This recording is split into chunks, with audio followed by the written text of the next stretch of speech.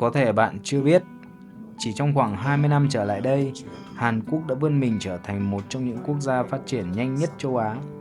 Qua phim ảnh, âm nhạc và mạng xã hội, nhiều người biết đến Hàn Quốc như một đất nước hiện đại, giàu có và đầy cơ hội. Thậm chí, nhiều người còn truyền tai nhau rằng chỉ cần sang Hàn Quốc làm việc, mỗi tháng có thể kiếm tới 5.000 đô la Mỹ, tương đương khoảng 100 triệu Việt Nam đồng. Nhưng cuộc sống và công việc thực tế của những người nước ngoài đang làm việc tại Hàn Quốc có thật sự như vậy không? Trong video hôm nay, mình sẽ chia sẻ hành trình trải nghiệm công việc thực tế của một người nước ngoài đang làm việc tại Hàn Quốc. Hello, xin chào các bạn, lại là Ren đây. Hôm nay mời các bạn cùng theo chân mình đến một nhà hàng thịt cá sống tại Hàn Quốc để biết một ngày làm việc của mình sẽ như thế nào và kiếm tiền ra sao tại Hàn Quốc này. Mời các bạn cùng theo chân mình nhé. Các bạn ạ, đây là con đường di chuyển mình tới chỗ làm. Thật may mắn là mình đến chỗ làm chỉ cách 5 phút đi ô tô thôi mọi người. Không phải ai cũng may mắn có được những công việc mà gần nơi nhà ở như mình mọi người ạ. Trời hôm nay rất là đẹp, có nắng ấm áp, không còn lạnh giá lạnh như tháng trước nữa mọi người. Vì là chỗ thân quen với chủ nên hôm nay mình đã xin phép chủ được phép đến đây làm việc và quay lại quá trình làm việc của mình tại nhà hàng và đã được phép chủ đồng ý. Việc đầu tiên đến quán là mình sẽ bật tất cả các đèn ở trong quán lên. Sau đó đến khu vực bếp để bật máy ga để chạy máy chiên.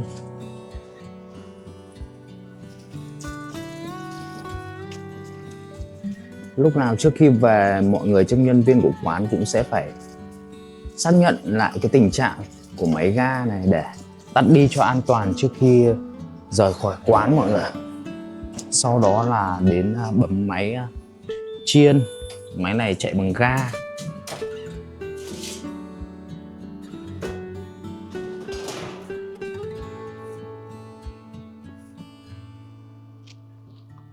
Sau đó là đến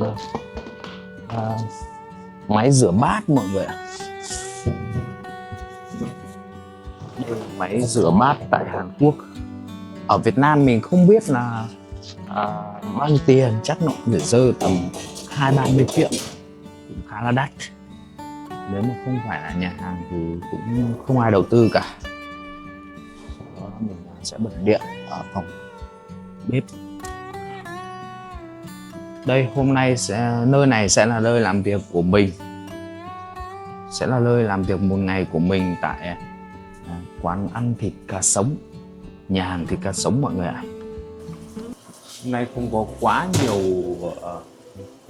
khách nên là mình không phải chuẩn bị nhiều như mỗi hôm. Nếu mà full bàn thường là những hôm đông khách thường là sẽ phải đặt trước, nên là mình sẽ phải làm nhiều. Nhưng mà hôm nay thì nó rơi vào cái ngày ít khách nên là mình làm cũng tương đối thôi, làm cũng ít. Có những ngày đông khách rơi khoảng tầm 100 khách thì mình cũng phải chuẩn bị nhiều.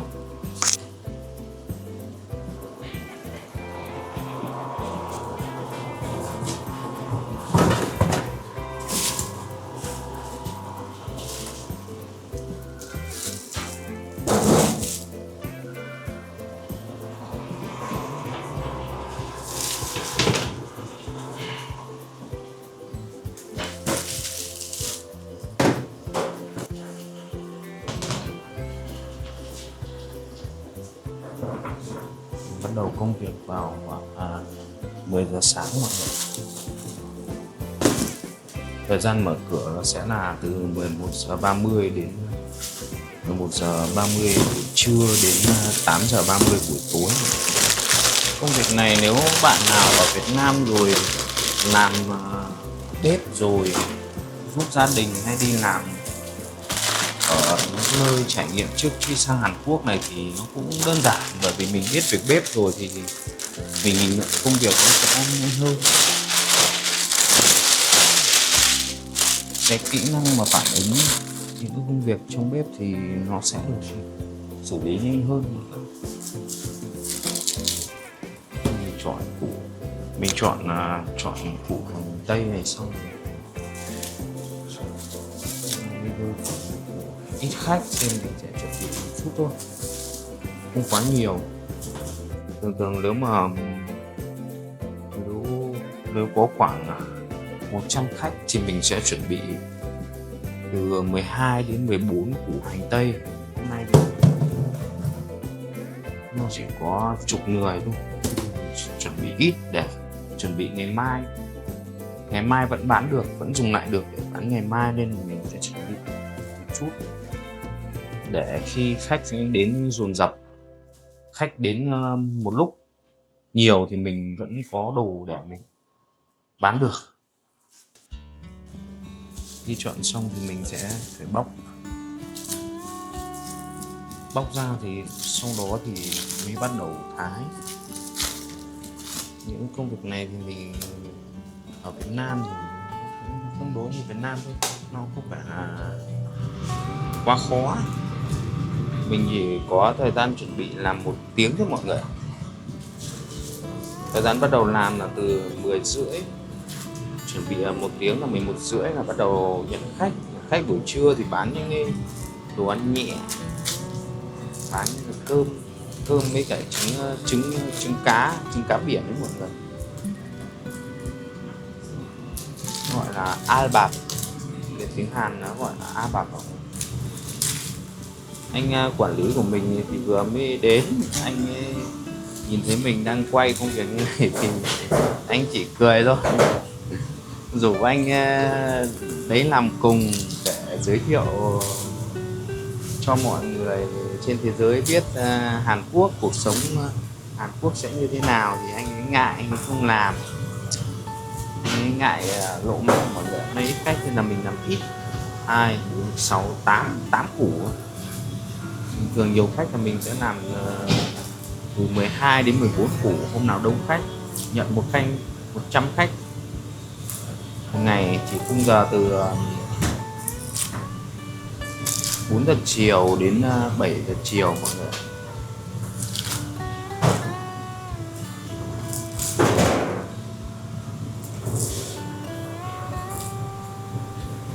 Quán ăn mình làm thì thường khách thường là rơi tầm muộn nhất là 7:30 họ đã ra về rồi, nên là mọi thủ tục nó cũng nhanh gọn lắm. Sau khi bóc vỏ hành xong thì mình sẽ phải hái để cắt vỏ ra, chứ không chiên cả củ mọi người ạ. Mọi người nhìn cái thao tác của mình thái thì mọi người đã đủ hiểu là mình không có kinh nghiệm làm bếp gì nhiều, nhưng mà vẫn có thể làm được. Mình chỉ có kỹ năng cơ bản để cầm dao thôi, còn để chuyên nghiệp thì người ta sẽ cầm như này, đúng không mọi người? Người ta sẽ cầm như này, mình chỉ biết cầm như này thái thôi, không phải là dân chuyên nghiệp nhưng mà vẫn có thể làm được công việc trong bếp. Thái những lát nhỏ ra như này.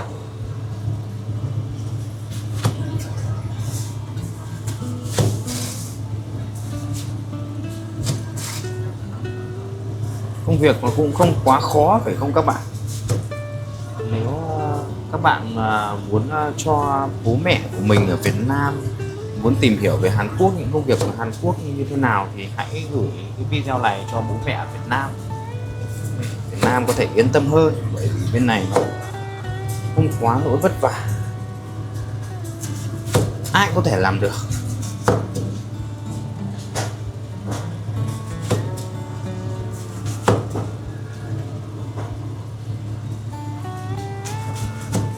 Khi bố mẹ các bạn ở Việt Nam xem xong video này thì sẽ yên tâm hơn, bởi vì các bạn nơi xa xứ làm công việc như này thì không quá nỗi vất vả. Đây, khi thái xong thì mình sẽ bóc tách ra những cái nát như thế này, chỉ tầm như này thôi. Đây là công việc ở trong quán ăn, một vị trí nhỏ trong bếp. Thì sau này mình sẽ giới thiệu cho các bạn những công việc khác ở ngoài trời. Trong bếp này thì làm công việc trong nhà hàng thì là đã là nhàn rồi. Nếu mà so với mặt bằng chung những công việc khác ở ngoài trời thì công việc ở trong nhà hàng thì đã là nhàn rồi. Không cần quá khó, chỉ cần học tiếng, biết một chút, thành thạo những công việc ở trong bếp là bất kỳ ở quán nào, quán nhà hàng nào ở Hàn Quốc này chúng ta đều có thể làm được. Trước ở Việt Nam mình là một người không biết làm việc nhà, không biết làm việc bếp, nhưng mà từ khi mình sang Hàn Quốc mình đã được học hỏi rất nhiều công việc, học hỏi rất nhiều kinh nghiệm, cũng như là kìm nén cảm xúc, nhẫn nhịn. Hàn Quốc cũng là một đất nước đáng sống để mình rèn luyện, phát triển tương lai, tìm con đường mới cho bản thân. Nếu mọi người đang có ý định đi sang Hàn Quốc làm việc, đi du học thì nên cân nhắc xem những công việc này cho mình có thể làm được không. Nó không phải là làm 1-2 ngày mà nó sẽ làm qua tháng, qua năm để mình duy trì trang trải cuộc sống, cũng như là giúp đỡ bố mẹ ở Việt Nam. Bên này mình mệt mỏi một chút, làm vất vả thêm một chút, nhưng mà ở Việt Nam bố mẹ sẽ không phải vất vả hơn, hàng tháng sẽ đỡ đần của bố mẹ cũng khá là nhiều. Bây giờ là tiết mục pha bột chiên mọi người ạ. Tiết mục pha bột chiên này thì bắt buộc mình phải đeo găng tay, bởi tí nữa sẽ chiên vào trong máy kia, cho đồ vào chiên sẽ phải đeo găng tay mọi người.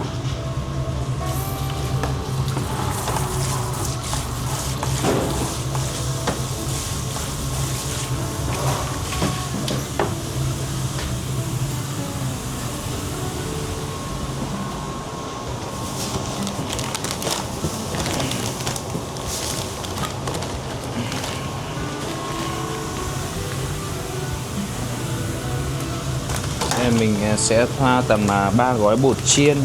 Bên này nó có cái loại chiên tôm mọi người, chiên bánh khoai với tất cả các thứ đây. Bên Hàn nó có nhiều loại bột chiên lắm.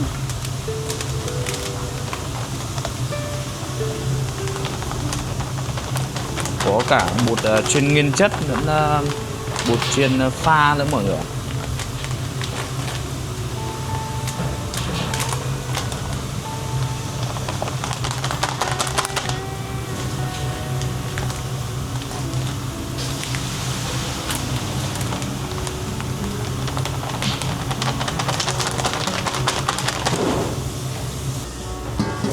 Bên này cái chế độ mà vệ sinh an toàn thực phẩm nó rất là cao, nên là bắt buộc mình phải làm vệ sinh thật kỹ tất cả những món đồ để lấy bằng nước lọc mọi người. Trong khi chờ đợi mình sẽ phải lấy đá để cho vào trong, nó bám cái củ hành tây mọi người. Lạnh gặp nóng thì nó sẽ bám vào củ hành tây hơn.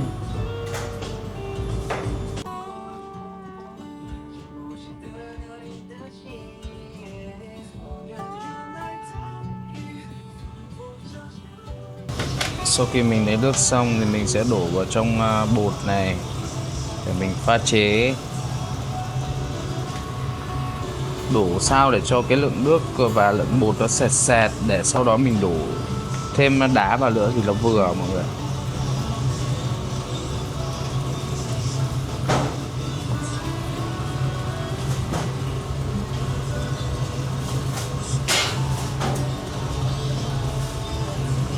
Sau đó mình sẽ khuấy đều lên để hai cái nó pha trộn đều vào nhau. Này, hơi sệt quá vẫn phải cho thêm nước.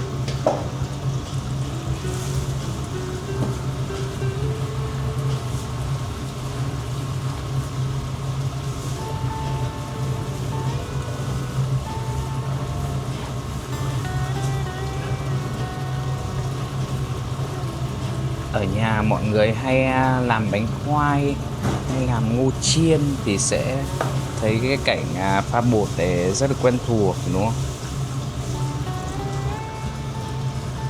Tầm như này là được rồi mọi người. Sau đó mình để đá vào, pha ít chút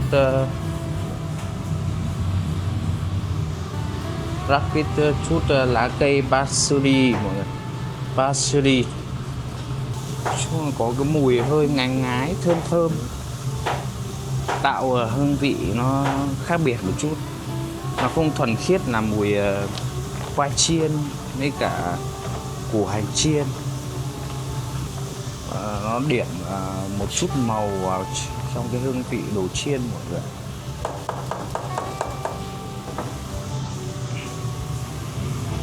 Sau đó là mình sẽ bỏ vào trong cái chậu đã pha sẵn và nhúng vào bồn chiên, sau đó là cho vào máy để chiên lên thôi mọi người.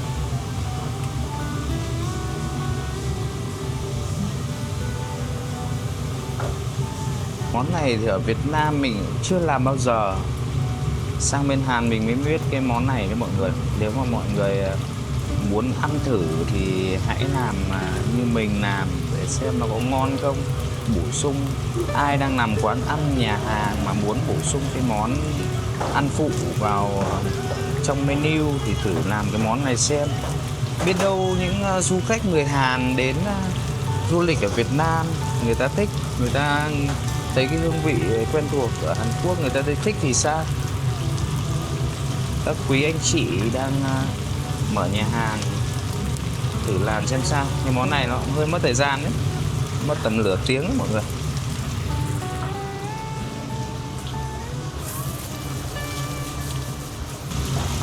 Khi nhúng vô rồi thì mình sẽ lật qua lật lại để cho nó chín đều mọi người.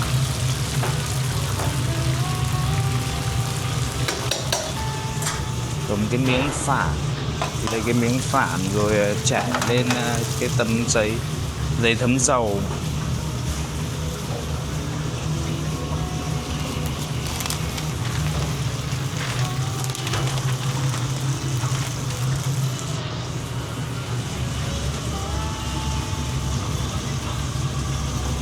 Mỗi một động tác mình làm thì nó phải căn chỉnh thời gian cho chuẩn xác, để quay đi quay lại thì rút ra thôi.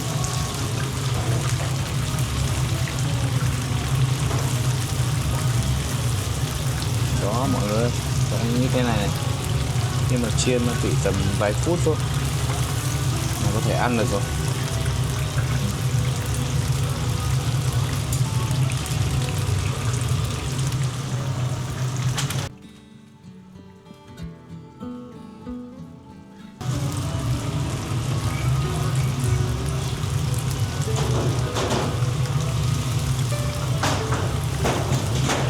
Thao tác thì nó cũng không phải là quá khó đúng không mọi người, ai cũng làm được.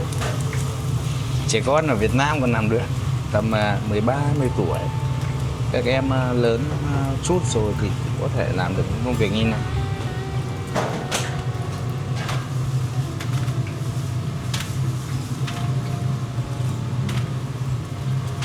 Đây là quán Hàn Quốc nha mọi người, quán bán thịt cá sống. Sau này mình sẽ làm một cái quán làm ở quán Việt Nam bên này để cho mọi người xem là người Việt Nam mình bên này bán hàng cho người Hàn sẽ như thế nào với mọi người.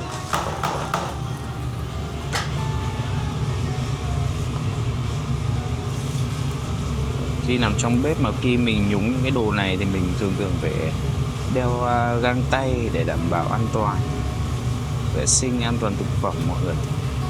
Còn những công việc khác thì mình đeo cũng được mà không đeo cũng được, mà chỉ bảo vệ tay cho mình thôi.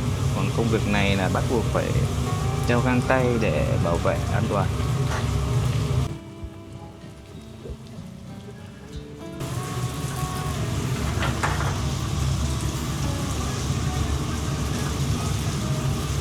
Công việc trong bếp tuy nó hơi bận rộn một chút nhưng mà nó cũng không phải là vất vả mọi người. Thời gian nó trôi nhanh lắm, đến tháng đến năm, đến tháng đến ngày hết năm nhanh lắm. Nên là có công việc nào bận rộn thì nó sẽ giúp tôi quên đi thời gian mà nhanh nhanh hết ngày lắm. Đó, làm xong rồi thì chúng ta lại vớt lên.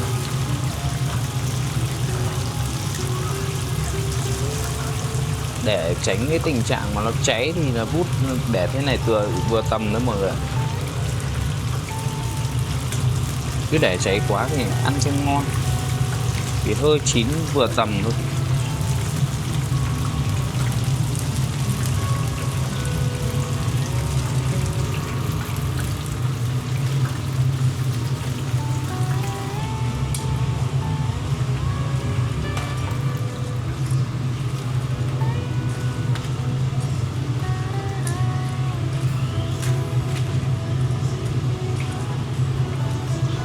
Cái món như này kể cả người lớn hay là trẻ con thì ăn nhẹ cũng rất là thích mọi người. Đồ ăn nó không có quá nhiều ngọt, không có đường, nên là ăn nhẹ, ăn hương ăn hoa được. Tại vì mình bật cái máy hút mùi nên là nó hơi ồn một chút, nên là mình sẽ giảm cái tiếng ồn lại để các bạn xem video nghe âm thanh nó không bị khó chịu mọi người nhé. Chứ không phải là nó không có tiếng gì đâu, nó có tiếng xèo xèo của máy chiên đấy mọi người. Nhiệt độ là 180 độ mọi người.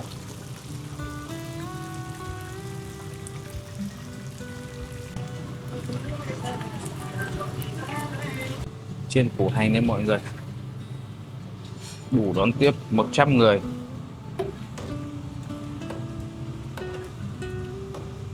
Mỗi người một miếng mọi người.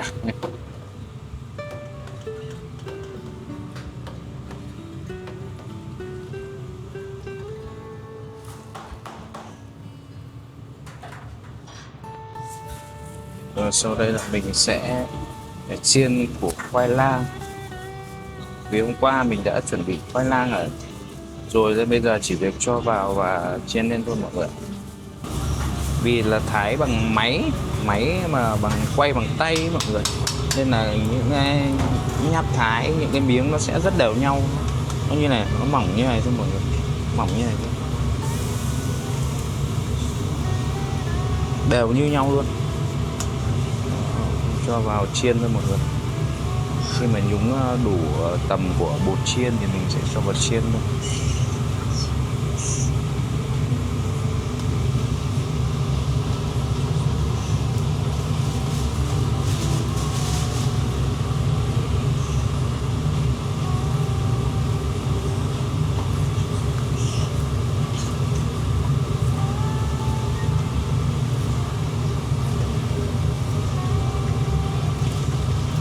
Công việc nó cũng không phải quá khó đúng không mọi người, dễ như ăn kẹo ấy mà, ai cũng có thể làm được.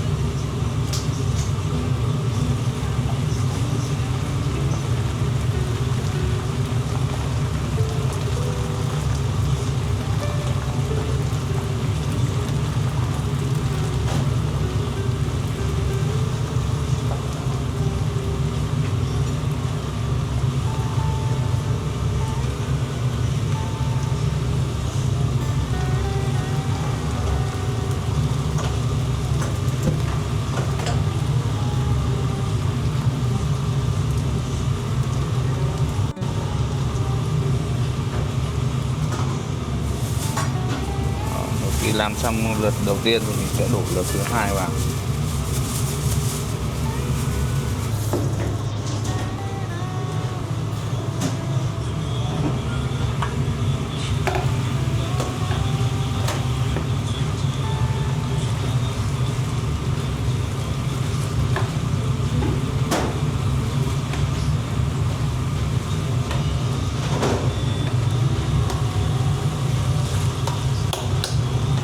khoai này nó hơi lâu nên là phải chờ mọi người.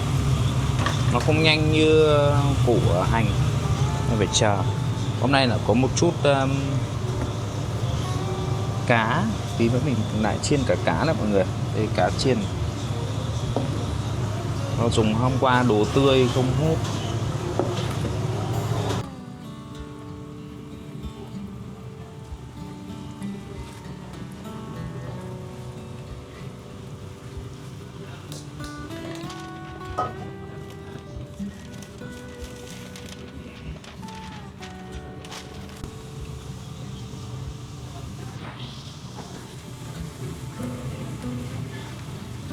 Xong rồi mình sẽ vớt ra rổ.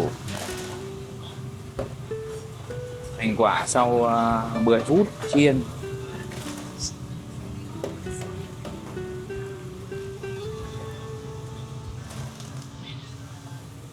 Sẽ cho lửa thứ hai vào mọi người. Cái lát chiên nó rất là đều nhau mọi người, rất là đều nhau này.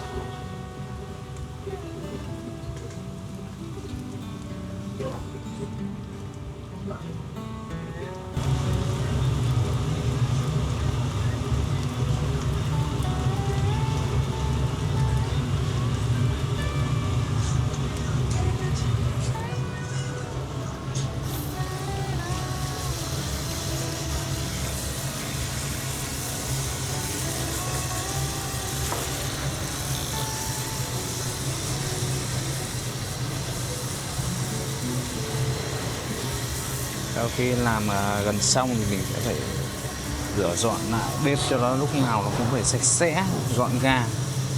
Nhìn cái không khí, tâm trạng cũng sẽ tốt hơn khi làm việc. Tránh tình trạng để bừa bộn hay là bẩn thì sẽ ảnh hưởng đến quá trình làm việc rất là nhiều mọi người.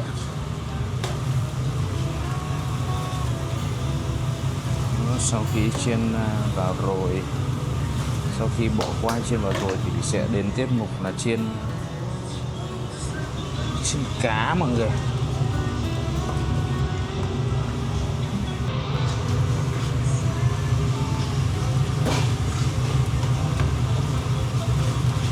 Chờ đợi chiên cái bản khoai này hơi lâu.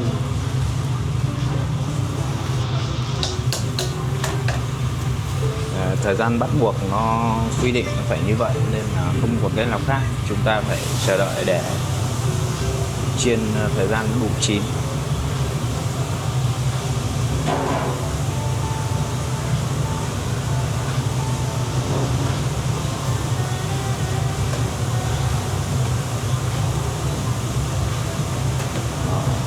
Tầm như này là được rồi mọi người.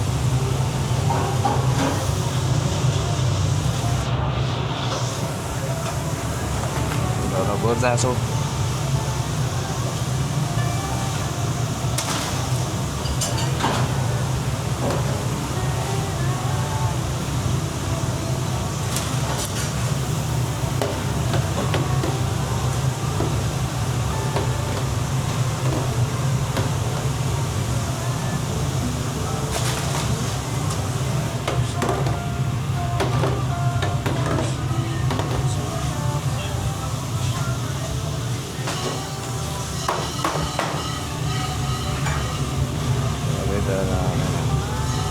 Chiên cá đủ các loại ăn nhẹ. Mình thấy ăn nhẹ mà nhiều thế này là mình no rồi, mình không phải ăn thịt cá sống nữa. Nhưng mà người Hàn ấy, người Hàn người ta ăn rất là tốt mọi người ạ. Hầu như mình thấy ai họ ăn rất là tốt. Thường thường họ đi ăn, họ món ra thường họ ăn hết đồ mọi người, chứ không kiểu cảnh ăn như người Việt Nam mình đâu. Người Hàn họ ăn cực tốt, không bao giờ họ để lại phí đồ ăn đâu, bởi vì họ nghĩ là để thừa phí đồ ăn như thế là có tội ấy mọi người. Bởi vì còn rất nhiều người trên thế giới đang rơi vào tình trạng chiến tranh, đói khổ, thiếu thức ăn, mà mình lại sống ở một đất nước văn minh hiện đại.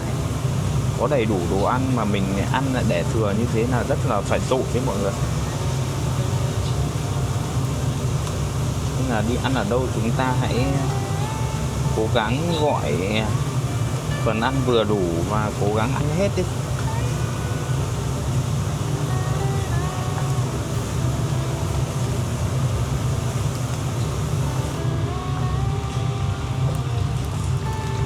Trên cá này mình chỉ sẽ làm thật nhanh để đỡ bị cháy mọi người.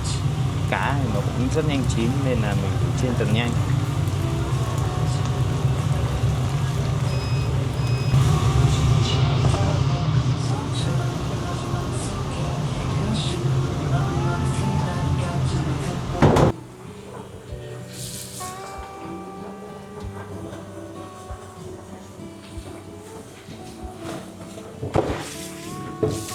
Nếu mà mình nấu đồ ăn xong, sử dụng xong mà mình không rửa luôn, mình cứ để đấy thì nó sẽ tạo thành thói quen và khiến mình lười đi. Nên là các bạn nếu làm ở nhà hàng thì làm cái gì xong là rửa luôn cho nó tiện, bởi vì đằng nào cũng tiện tay đang làm rồi thì chúng ta nên dọn dẹp và rửa luôn.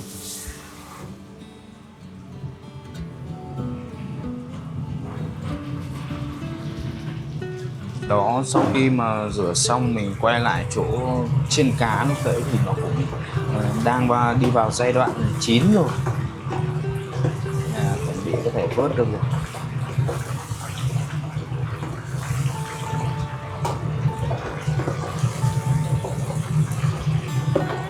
Đó, cũng rất là ngon, chấm với cả mayonnaise hay chấm với tương ớt Chinsu. Người Hàn thì họ không biết cái tương ớt Chinsu ở Việt Nam mình đâu mọi người ạ.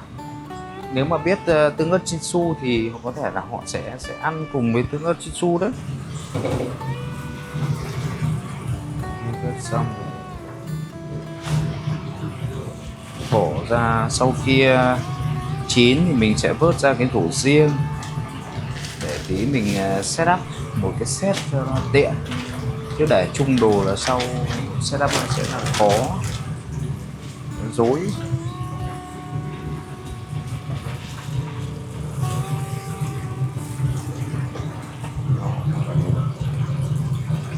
Cá chiên đấy mọi người.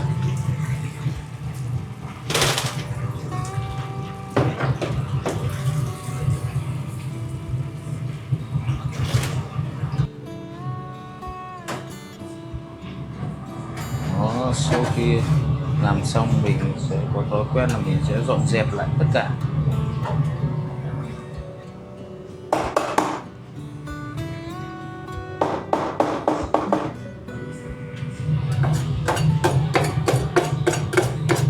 Tuy nó không được sạch sẽ hoàn toàn 100% nhưng mà ít ra mình nhìn nó cũng ưng mắt đi. Khi mà sạch sẽ, nơi làm việc của mình sạch sẽ thì nó sẽ tinh thần nó sẽ làm việc nó sẽ thoải mái hơn rồi.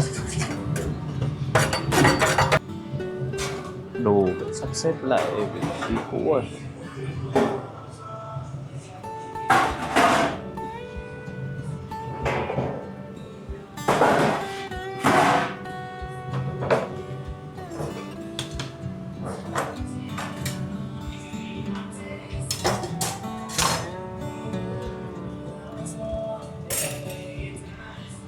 Hôm nay thì có buổi trưa này có 4 người đặt bàn ăn. Mình sẽ chuẩn bị 4 bát cơm với canh trứng cá mọi người.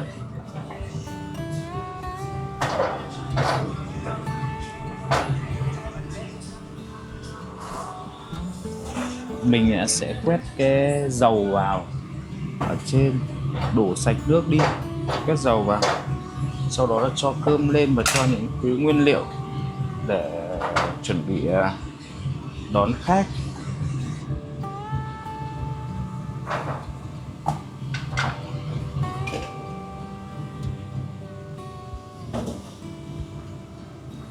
Cơm thì mình mỗi khi làm xong cái việc gì thì mình chỉ cần hay ra rửa tay đã, rửa cho nó sạch sẽ đã, xong rồi mới tính tiếp.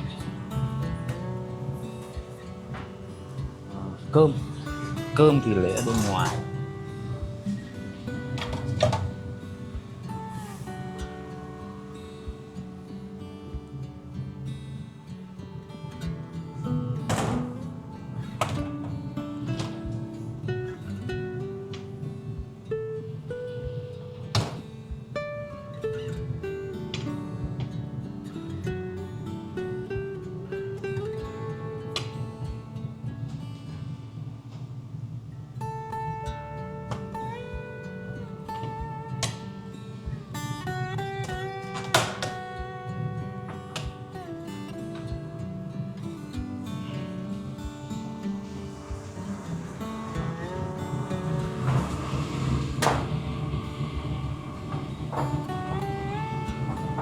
Một bát thì rơi tầm hơn 1 thìa một chút,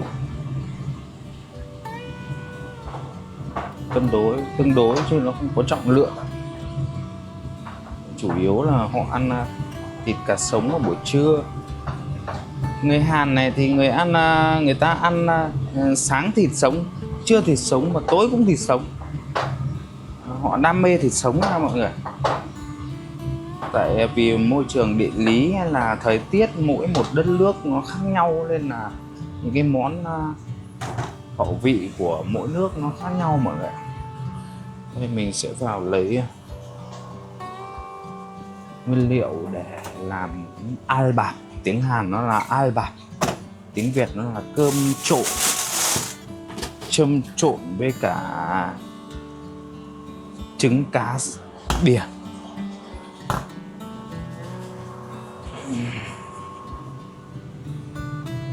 Trộn với kim chi mọi người. Đây, tiên nhé, kim chi mọi người. Kim chi đấy, kim chi đó, kim chi xào ấy. Mình thì không biết nấu kim chi, nhưng mà từ khi đến Hàn Quốc là mình đã biết nấu món kim chi xào mọi người.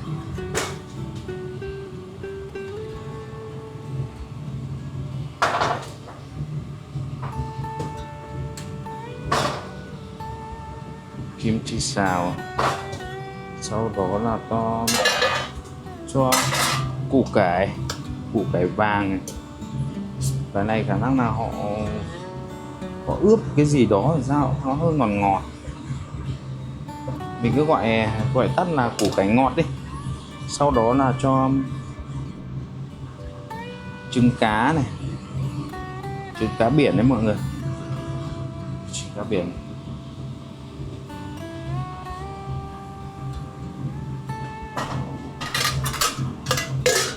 Đó,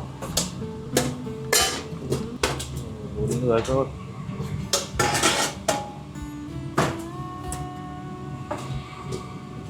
Sau đó là cất tạm ở đây, nếu mà có khách thì sẽ làm tiếp, còn không thì tí sẽ cất vào trong tủ lạnh. Sau khi 4 bàn thì mình sẽ chuẩn bị một chút canh nữa, chuẩn bị một chút canh, một bát canh. Chuẩn bị một bát canh mọi người. Sau đó thì mình sẽ chuẩn bị một bát canh. Đó. 4 người thì ăn một bát canh này. Đó là buổi trưa. Sau đó chúng ta là cho thêm một chút rau mùi sun bên này. Rau này nó hơi cay cay nhẹ. Bên Việt Nam không biết là cái rau gì. Đó. Okay. Vậy là chuẩn bị xong set bàn 4 người, chuẩn bị đón tiếp được rồi mọi người. Vậy là khách buổi trưa đã tới rồi, 4 người đã tới rồi thì mình sẽ vào công việc ngay. Bật lên để hun 4 cái bát cơm nó hơi cháy cháy một chút, và cho thêm một canh. Đấy, đó là làm đồ chiên. 4 người thì nó sẽ rơi tầm 4 củ hành này, 4 khoai lang,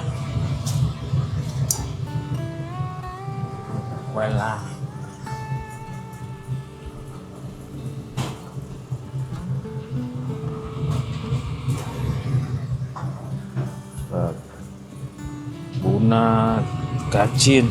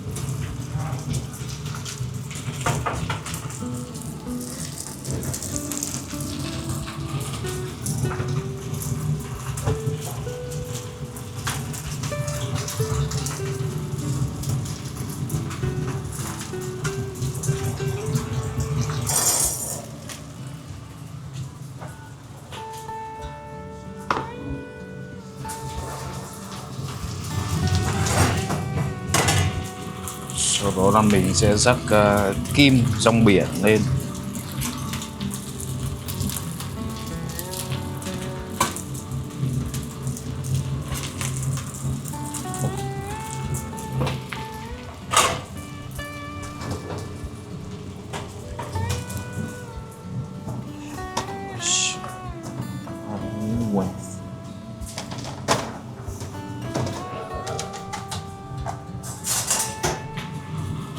Vậy là ra đồ được rồi.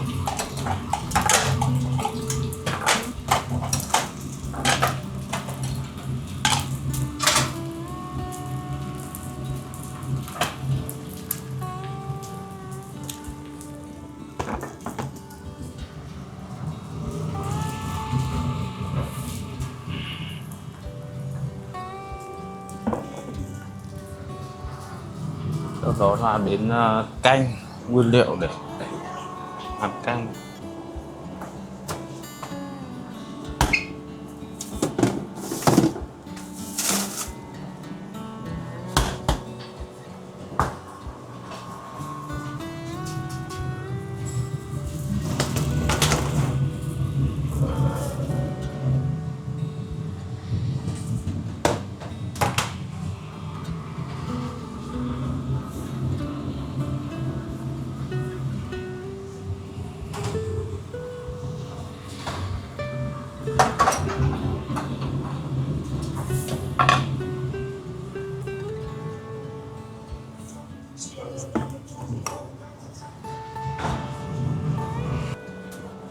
Những vị khách buổi trưa đang ăn và mình sẽ chuẩn bị cho đồ buổi chiều. Mình sẽ chuẩn bị ngô chiên cho buổi chiều, ngô nướng.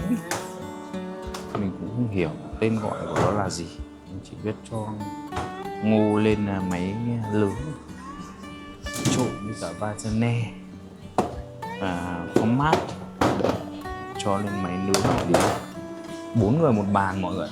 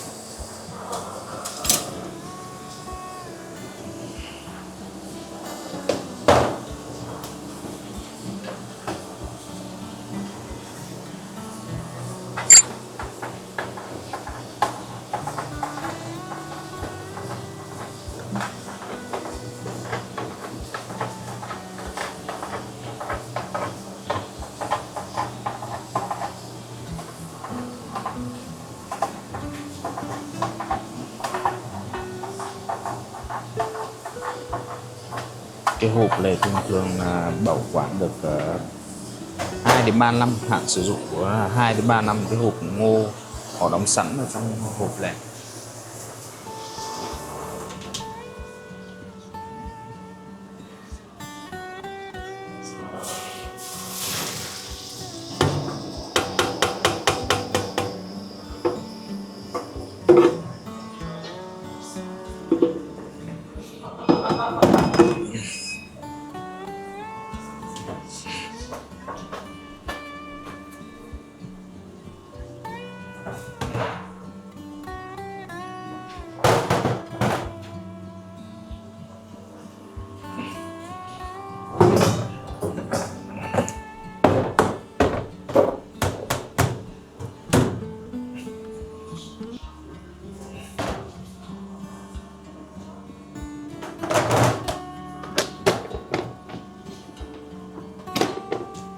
công thức pha chế của bên ngô nướng này, ngô chiên nướng. Công thức của ngô chiên nướng rất là đơn giản, đó là Vajonetsu. Tiếng Hàn là Vajonetsu, còn tiếng Việt là Vajonet. Cái nguyên liệu này là để ăn salad ở Việt Nam, có lẽ thế, mình không biết rõ lắm tại mình cũng không hay ăn. Nhớ mang máng đó là ăn với salad ở Việt Nam thì phải nó hơi mặn mặn một chút, ngấy ngấy béo béo.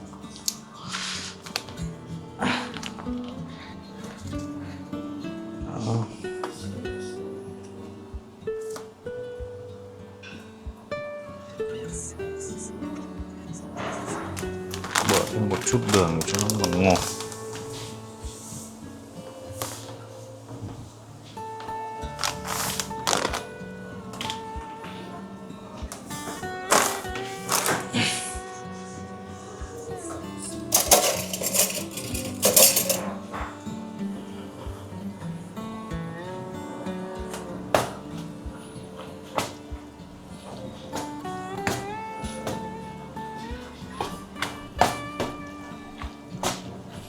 Đó là chiều để chuẩn bị đón khách mọi người. Đón khách đã đặt trước ấy. Còn những khách đến bất ngờ thì mình sẽ bổ sung để mình làm thêm. Mình đã làm thừa ra tầm 4-5 bàn để khách có thể gọi cái này thì không giới hạn. Đó, nó nằm trong combo của set đồ ăn. Cái này gọi thoải mái, ăn bao giờ chán thì thôi. Sau đó là mình sẽ chuẩn bị tôm chiên sẵn, cũng tầm 19 bàn, chuẩn bị trước tầm 5 bàn để gọi không giới hạn.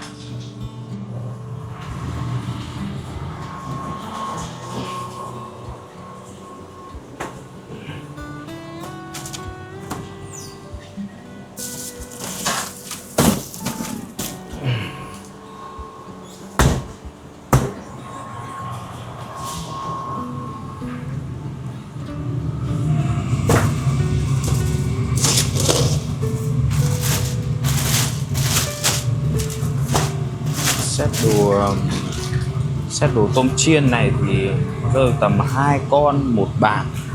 Vị trí 14 bàn là 28 con. 28 con thì mình sẽ làm dư ra tầm 5 bàn nữa, rơi tầm 38 con, 36 đến 38 con.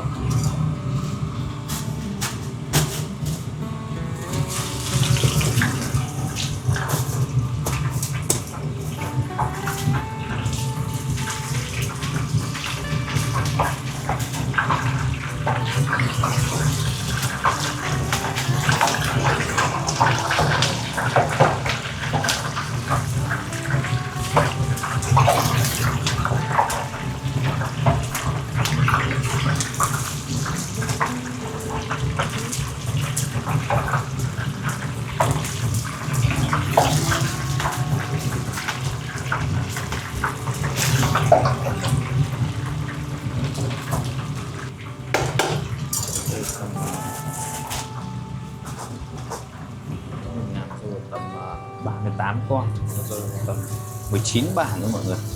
Chuẩn bị trước 19 bàn thì trong đấy là có 14 bàn đặt trước.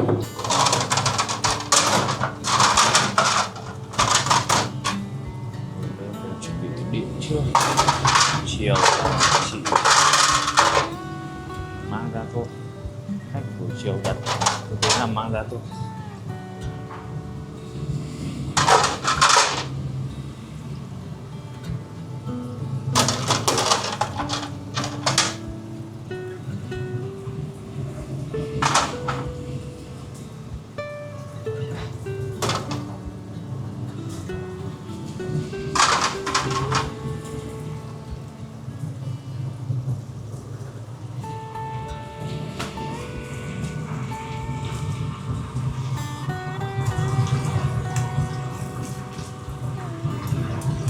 Tôm chiên này thì khi mình chiên nó rơi về tầm 2 đến 3 phút là được rồi. Trong thời gian chờ đợi thì mình sẽ set up cái đĩa này ra.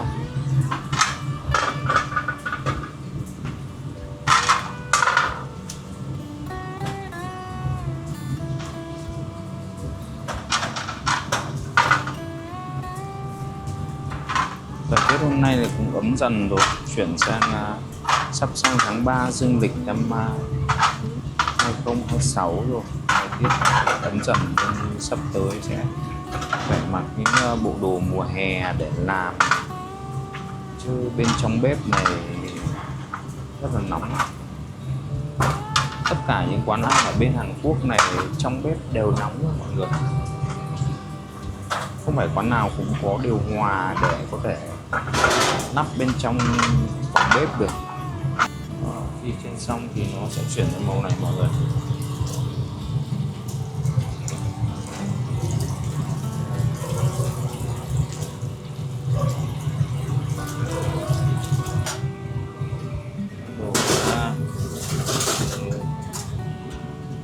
Đó, xong rồi mọi người. Rồi đây là tôm chiên đã chuẩn bị xong.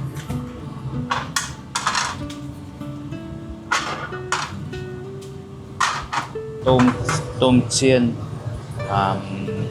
củ hành chiên, khoai lang chiên và cá chiên đã chuẩn bị xong rồi mọi người. Không gian bếp rất là rộng rãi, thoải mái.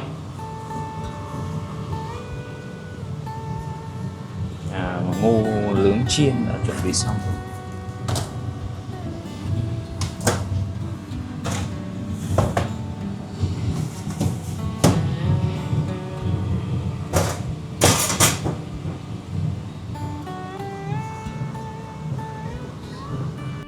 Vâng, và những vị khách buổi trưa của chúng ta đã rời đi. Sau đây là tiết mục soạn đồ, rửa bát, sau đó thì sẽ chuẩn bị đi ăn cơm trưa.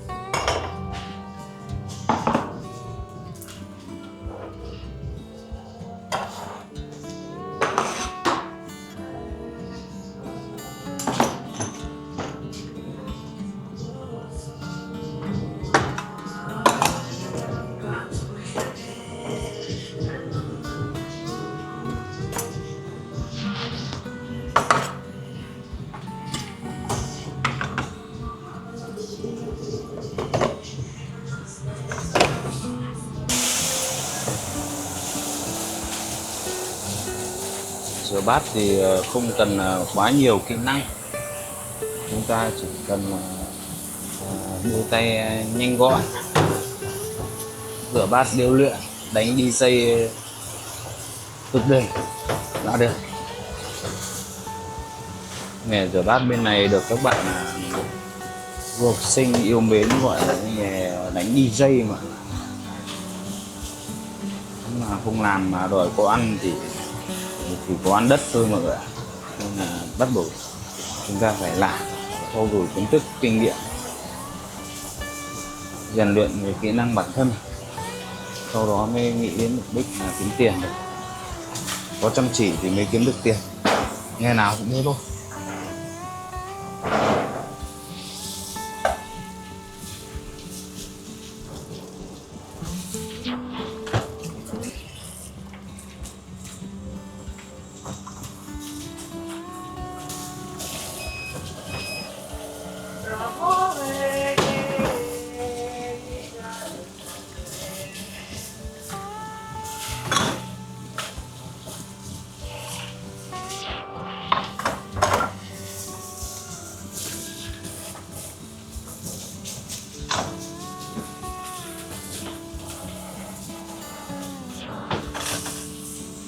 Rửa bằng nước nóng thì nó sẽ nhanh sạch hơn mọi người.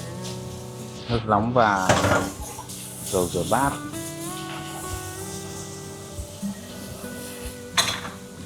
Đôi tay chúng ta phải nhanh bởi vì cũng đói rồi. Đến giờ ăn cơm trưa rồi, đói rồi nên chúng ta bắt buộc phải rửa thật nhanh để ăn cơm.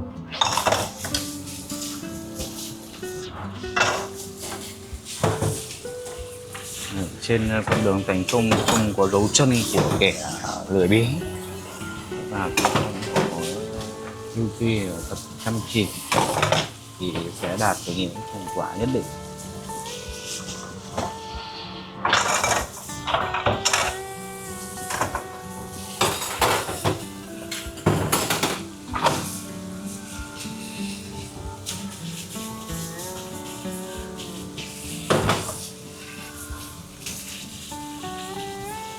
Rất may là mình đã có sự ý tưởng và ghi lại cái hành trình làm việc của mình một ngày của tất cả những ngày tại Hàn Quốc này, nên mọi người có thể trải nghiệm qua video, nếu thấy hay, thấy có giá trị trong cuộc sống của mọi người, xin để lại một bình luận, một cú like để mình có động lực ra những video tiếp theo nhiều hơn để các bạn hiểu hơn về thế giới Hàn Quốc đầy màu hồng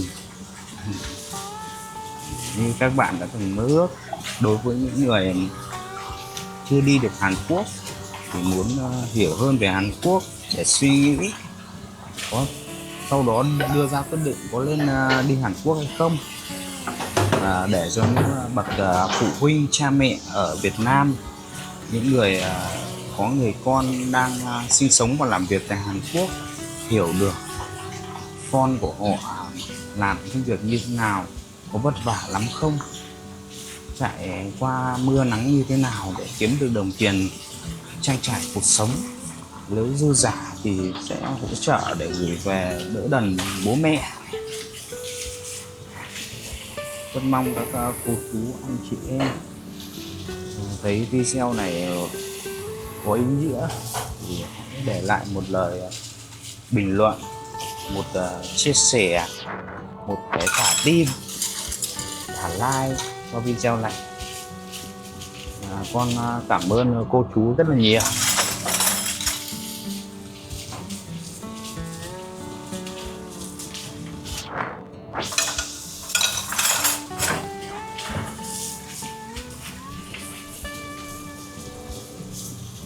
Đấy chỉ là một bàn đấy mọi người. Một lúc nó có nhiều bàn cùng một lúc thì số lượng bát đũa nó sẽ tăng lên rất là nhiều. Vì mình không phải lúc nào mình cũng quay được cái khoảnh khắc đó. Tùy từng lúc, nếu bận quá thì mình cũng không thể nào mà cầm vào máy quay để quay được đâu mọi người. Đây là mình xin phép chủ hôm nay cho mình đến đây làm việc để ghi lại cái khoảnh khắc làm việc của các bạn học sinh bên này. Chủ đã đồng ý tại vì là người thân quen của mình rất nhiều năm rồi, nên là họ đã đồng ý mọi người.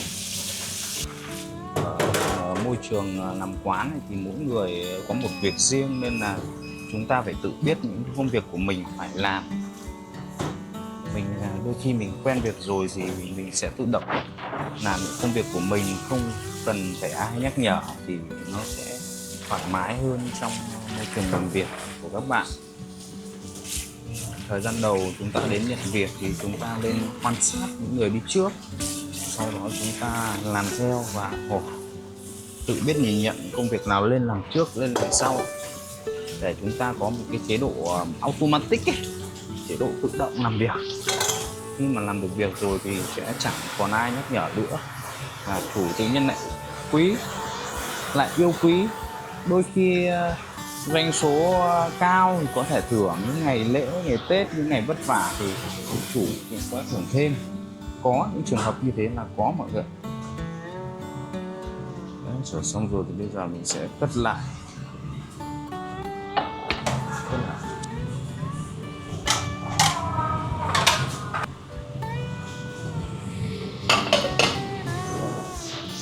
Đồ đã quay xong rồi, máy rửa bát đấy mọi người. Bây giờ chỉ việc dọn thôi.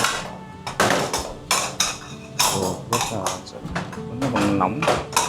Máy rửa bát nó rơi tầm 100 độ. rất là nóng. Rửa có sạch, đánh bay mọi vết bẩn.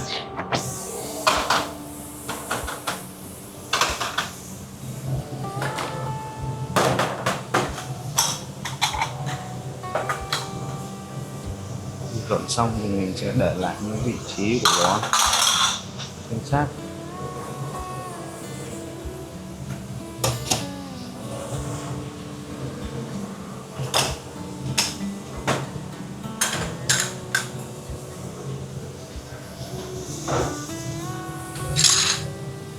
Sau khi nhắc khách buổi trưa xong thì hàng buổi chiều cá sống và đầu cá xương đã tới rồi. Xuống nhận hàng thôi mọi người.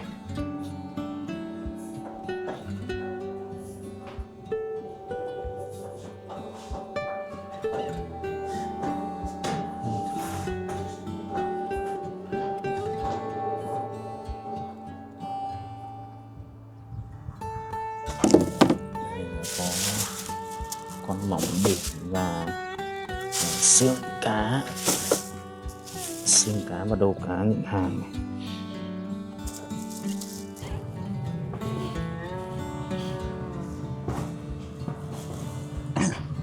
Thường thì trong một ngày khách hàng đặt trước bao nhiêu thì mình quán sẽ đặt dư ra đồ bấy nhiêu và thêm một chút, chứ không có đặt nhiều quá, bởi vì đồ hải sản này, đồ cá sống này nó không dùng được lâu. Như con mòng biển này thế này, đặt theo ngày thôi mọi người, thừa ra một chút thôi.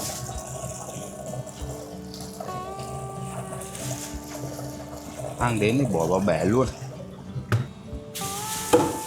Sau đó mình sẽ ngâm đầu cá với xương này vào một cái chậu để nó tan đi máu của cá nha mọi người.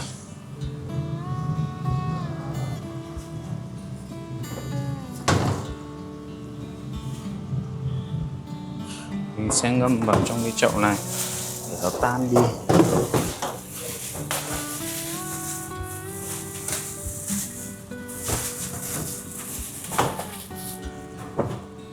Đó, ngâm nước lạnh nha mọi người.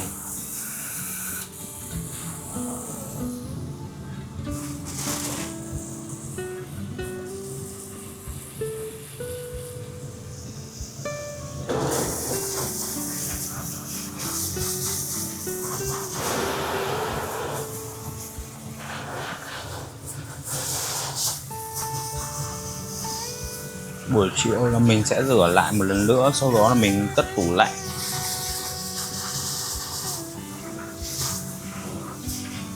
Để chuẩn bị cho ngày mai hoặc là cuối tuần. Mình ngâm đó đi để cho nó tan bớt máu cá đi mọi người. Tí lại mình rửa lại một lần nữa để không còn mùi tanh của máu nữa. Làm xong buổi trưa là mình thường sẽ rửa dọn lại cái bếp để nhìn cho nó sạch sẽ. Và mình sẽ đi ăn trưa nha mọi người. Tại vì quán Huê là không nấu ăn nên là mình phải ăn ngoài. Đường ở đây nếu mà mùa thu thì nó có lá đỏ hai bên thì nhìn rất là đẹp. Bây giờ là mùa đông nên là hơi sơ xác mọi người.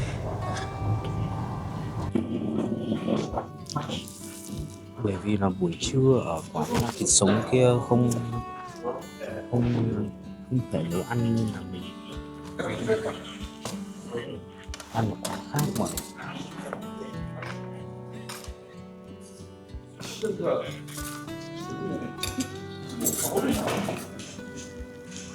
Cái này nó trộn thịt rang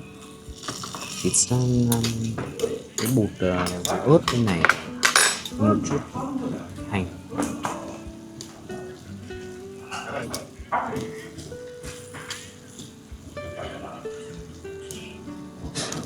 Ăn thì nó hơi ngon chứ không phải là ngon lắm. Thường những bên Hàn này cái món không thể thiếu đó là kim chi. Kim chi thường được ăn kim chi của bên Trung Quốc họ làm tam sao thất bản, như là kim chi của Trung Quốc lại ngon hơn kim chi của Hàn. Và mọi người ăn cơm trưa của mình nhé.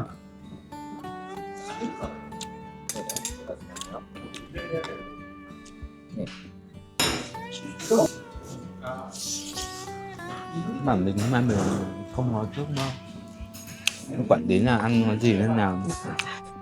Cái bạn tự động gọi cho mình món cơm tụm. Đa số cái món bên Hàn này từ giờ là họ hay bỏ bột ớt vào lên, nhìn màu sắc nó rất là đỏ, ăn nó không cay.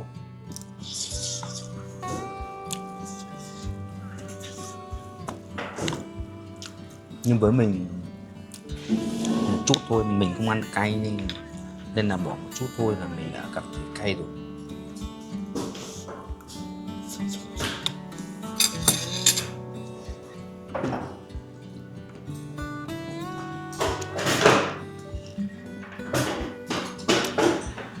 Xin chào mọi người, và đây là mình vừa mới dậy xong.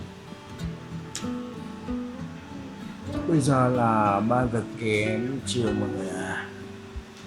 Vừa mới dậy xong, chuẩn bị bật đèn lên là không phải ngã mặt luôn.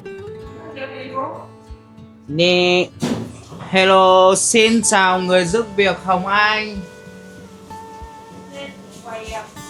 Hello. Xin chào mọi người. Vậy là bây giờ bắt đầu giờ làm buổi chiều mình rồi.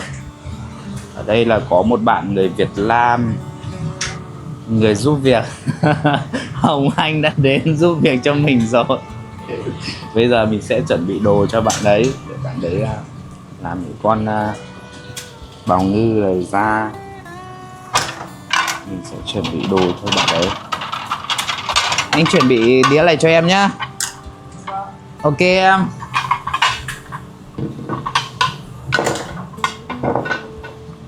Bạn ấy ngại lên hình nên là mình cũng không quay bạn đấy, mặc dù bạn đấy là đeo kín khẩu trang rồi.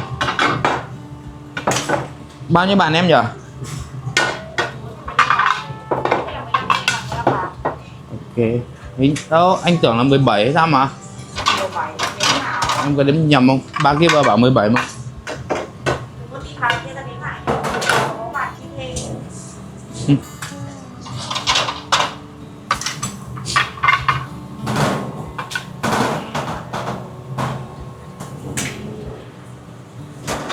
Em cứ bỏ 17 ra cho chắc nha.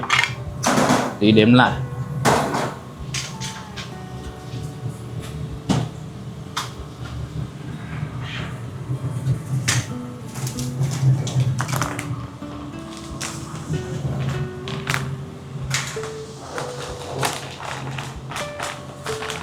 Mình sẽ bỏ cái miếng này lên để trải lên cái đĩa này. Tí nữa bạn kia bạn sẽ để bóng ngư và con mòng biển lên. Con kia là con mòng biển phải không em? Hả? Sứa biển mọi người ạ. Sứa. Dứa biển. Ô, con này nó lạ thế, mình mới nghe lại lần đầu. Mình lại cứ tưởng là cái con đỏ đỏ kia có con mòng biển nữa, hóa là con dứa biển mọi người. Tại mình chưa ăn nó bao giờ cả. Con đấy ăn xong là thối mồm luôn à? Theo kinh nghiệm mà ăn nhiều lần của bạn Việt Nam thì bạn bảo là yeah. Theo kinh nghiệm ăn một lần của bạn Việt Nam kia thì bạn bảo là ăn cái con dứa biển này xong là sẽ thối mồm mọi người ạ. Đâu đấy xem đây con dứa biển đây mọi người. Đây là con dứa biển. Có chính xác không vậy? Hay em bịa ra cái tên đấy đây?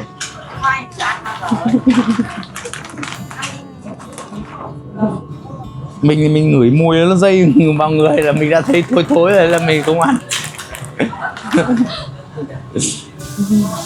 Các bạn là cái bạn Việt Nam kia bạn hơi dị nên là bạn ăn một lần rồi.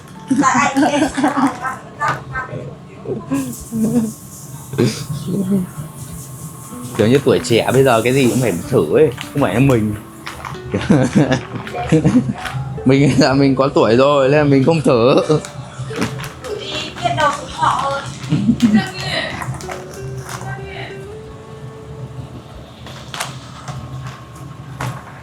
Thế là mình sẽ chuẩn bị đồ cho bạn ấy trước. Tại buổi trưa là mình đã chuẩn bị cái ngô chiên với tôm chiên hết rồi. Bây giờ mình sẽ rửa một chút đầu cá và xương một chút nữa là xong thôi. Mình chuẩn bị cả buổi chiều chỉ chờ bạn đấy làm đến để làm cái công việc ở làm bào ngư với ở dưới biển thôi.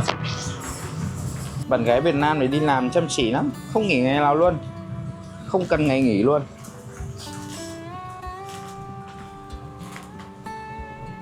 Hàng xóm ở nhà cứ đồn là lương toàn là 50-60 triệu.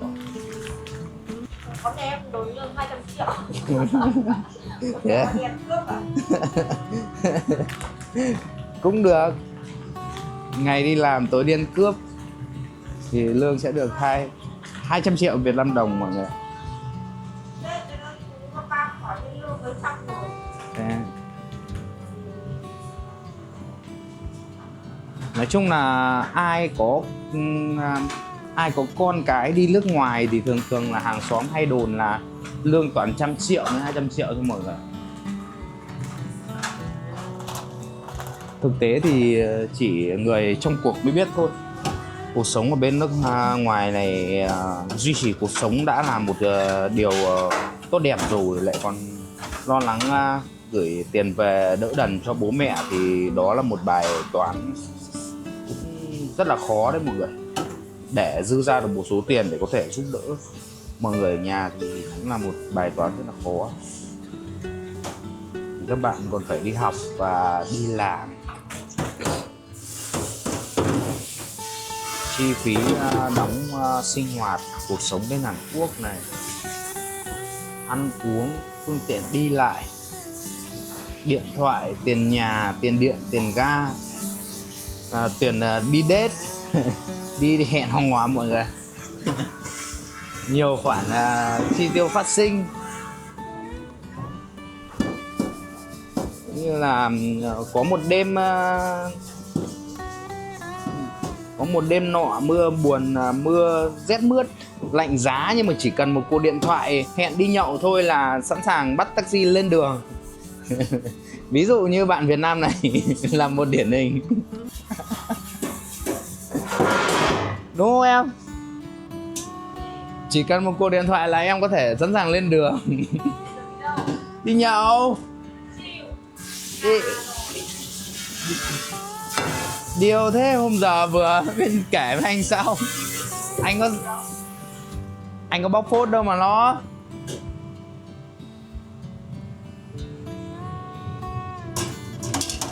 Trong cuộc sống này chúng ta cũng đôi lúc có nhiều áp lực cuộc sống, thì tìm bạn với rượu cũng là một cách để giải tỏa căng thẳng. Cái đó không có gì là sai mọi người. Nhưng mà đừng cái gì nhiều quá nó sẽ không tốt. Thỉnh thoảng chúng ta uống thôi. Chứ như giới trẻ bây giờ là một tuần thường thường họ uống một lần là 7 ngày thì là không tốt tí nào.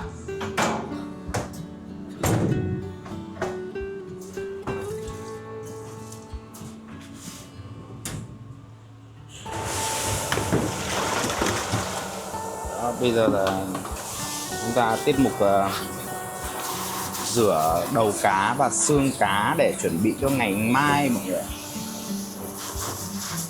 Trong đó đã để tủ đông đá chuẩn bị cho ngày mai. Mình không bao giờ mình dám trêu cái bạn Việt Nam này, bởi vì gần bạn là con dao to như này mà. Đó, bạn sẵn sàng đổ máu luôn đấy.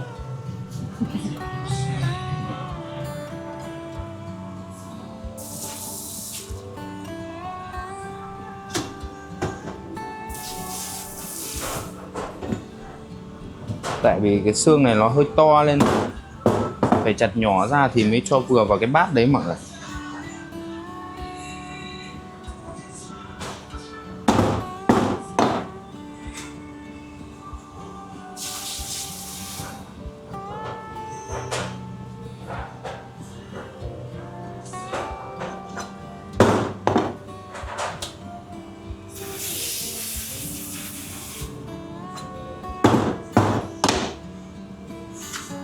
Cái xương này không biết là nấu nó có ngọt lên không, cứ thấy nấu làm canh mình không hiểu. Cái xương này đáng lẽ phải ngâm từ đun từ mấy tiếng cơ nó mới ngọt. Bên Hàn này họ lại không ăn bột nêm như Việt Nam mình, ngọt ngọt.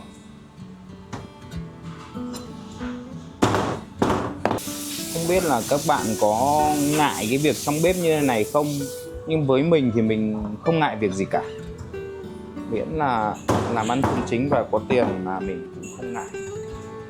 Nhiều bạn là sợ, ngại bẩn, ngại khó, ngại đi lại xa, nên là các bạn nên tìm những công việc phù hợp với bản thân để mình có thể làm lâu dài. Nghe 안녕하세요. 안녕하세요.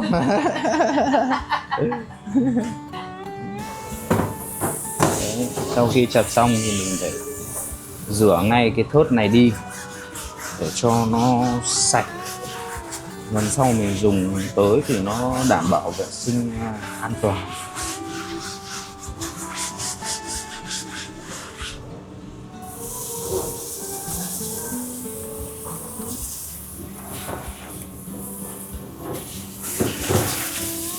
Những bé đầu cá này thì thường được xử lý từ buổi sáng nên là nó còn vương một chút máu cá ở trên đầu cá mọi người ạ.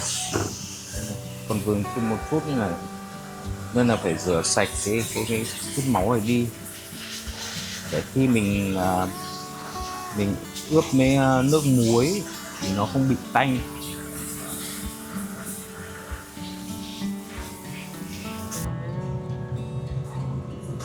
Đấy, bạn Việt Nam mang cái đồ Việt Nam đến nè, mít sấy Việt Nam mang đến để tí đói ăn cho đỡ có buồn. Mang một gói làm sao mà đủ ăn em? Chia kiểu gì? À, nghĩa là bạn đấy bạn ăn một mình chứ bạn không chia với ai. Đây mình ghi cả tên bạn đấy trên bảng nhá. Hồng An Babo.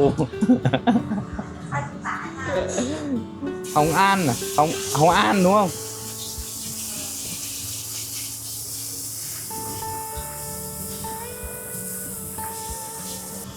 Bạn Hồng Anh kia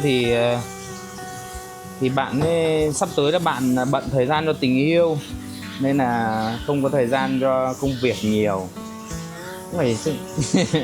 Cũng phải thông cảm thôi, tuổi trẻ mà, mình phải yêu một chút, làm một chút và chơi một chút.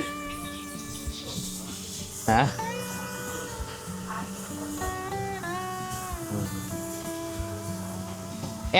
Em có mấy mối tình đầu?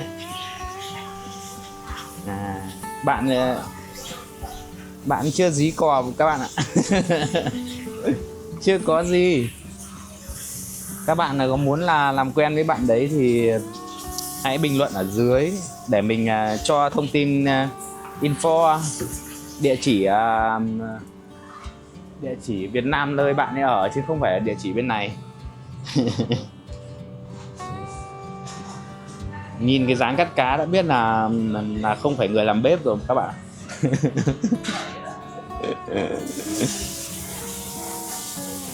À đúng chưa? Anh nói đúng mà.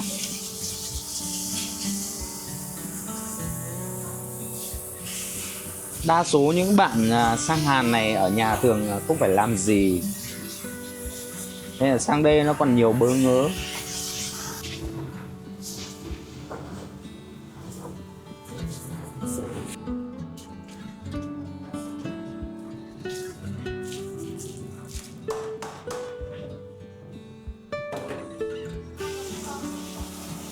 Và sau đây sẽ là tiết mục mình ướp đầu cá với muối và hạt tiêu mọi người nhé. Tỷ lệ thì là tỷ lệ tâm linh thôi mọi người ạ. Không có công thức rõ ràng, vạn sự là tùy vào tay thôi. Đó, cứ khoảng từng đấy như kiểu ở Việt Nam mình nấu cơm mình đo bằng đốt ngón tay.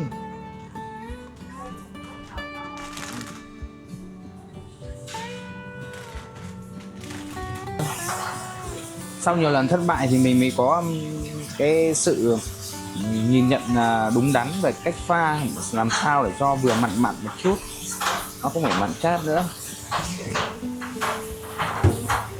Đó, khi đó là pha xong nước muối rồi thì mình sẽ bỏ đầu cá vào này.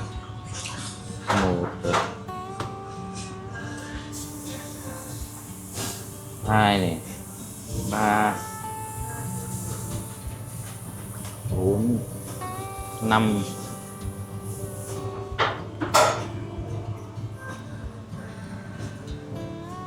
6 7 không được rồi, 8 9 10 11 12 13. Tạm thời thì đã, tí thiếu thì lại cho thêm.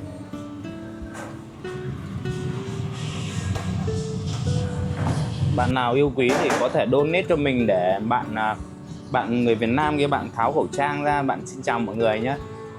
Cứ donate cho mình khoảng tầm 1 triệu won thôi. Là kiểu gì không? Bạn Hồng Anh bạn sẽ tháo khẩu trang. Chia chứ, 50-50. Người sáng tạo và idol đó. Đây các bạn này. Khi bạn đấy bạn làm xong con dứa biển này, đây là con dứa biển này. Đây là con bào ngư đã làm xong rồi. Thành phẩm đấy rồi. Có thể đóng hàng đi xuất khẩu được rồi mọi người ạ. Đây là mình quay cái quá trình làm hàng của bạn đấy.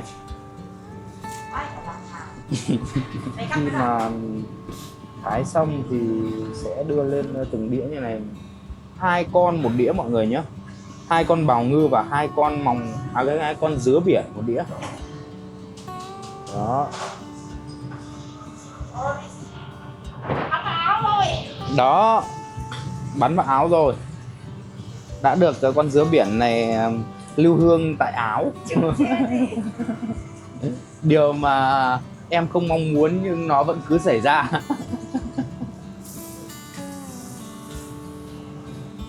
Cái này thì nếu mà đem đi chế biến làm nước hoa thì khả năng nó sẽ giữ mùi rất là lâu đấy mọi người. Con dứa biển không thối đâu, mà chế được mà. Anh có mùi không? Không, anh chịu chết. Bây giờ có làm anh chua không? Anh nói được chứ anh không làm được. Ôi lại bắn vào đây. Quay đấy. Những ai mà làm những quán bán đồ cá sống ấy thì thường là hay có những con này nhỉ. Những người mà hay làm bán hàng cá sống ấy, làm ở nhà hàng bán hàng cá sống thì thường hay biết làm những con này. Quán nào hải sản thường cũng có những con này mọi người ạ. Ăn không biết nó có bổ béo gì không, để tí mình về mình tra ở trên mạng xem. Không có mùa xuân đó đâu. Ở ngoài thì những vị trí khác vẫn đang làm việc rất là đúng quy trình. Người thì đang thái cá, người thì dọn các mâm bàn để ra đón chuẩn bị đón khách, người thì làm việc lặt vặt. Cô người Hàn Quốc 안녕하세요 đang chuẩn bị những cái món chấm, những cái đĩa chấm cho người Hàn ấy. Đây là samjang, nước tương chấm và mù tàng mọi người. Đây là mù tàng. Khi làm xong thường là bạn ở Việt Nam bạn sẽ xịt cho sạch sẽ, không gian sạch sẽ thì làm việc sẽ hiệu quả hơn. Tí nữa là xong là đánh cả cái này nhá.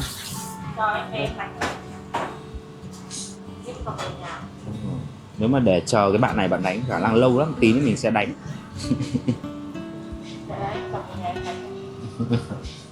Bạn bảo là trở về nhà bạn bạn mang về nhà bạn đánh cho chứ ở đây thì bạn không có thời gian mọi người.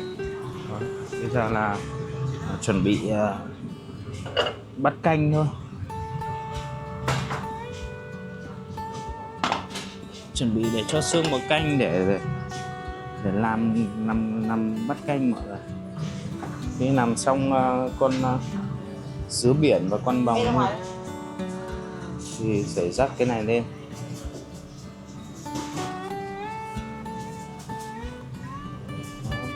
Công việc trong bếp thường thường là mọi người nhìn nhau mà làm thôi chứ không ai cố định việc gì. Hôm nay là biết review hay sao bạn đấy thái đẹp hơn mọi hôm mà các bạn ạ. Hôm nay thái mỏng hơn mọi hôm hay sao ấy.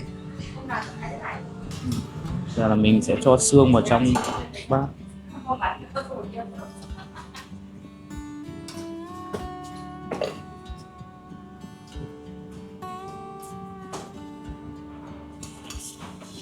Mỗi bát này một cái xương, một cái củ cải mọi người. Đó, đây là chuẩn bị gần xong hết rồi mọi người. Nên mình chuẩn bị đồ thi kim đã xong rồi. Bạn Việt Nam này bạn đã chuẩn bị xong con bào ngư và con rứa biển. Rứa biển hay dứa biển? Dứa biển. Bạn ấy đang dạy mình phát âm lại cho đúng phát âm Việt Nam. Các bạn ngày xưa lớp mẫu giáo là mình không được học cái con này nên là mình không biết.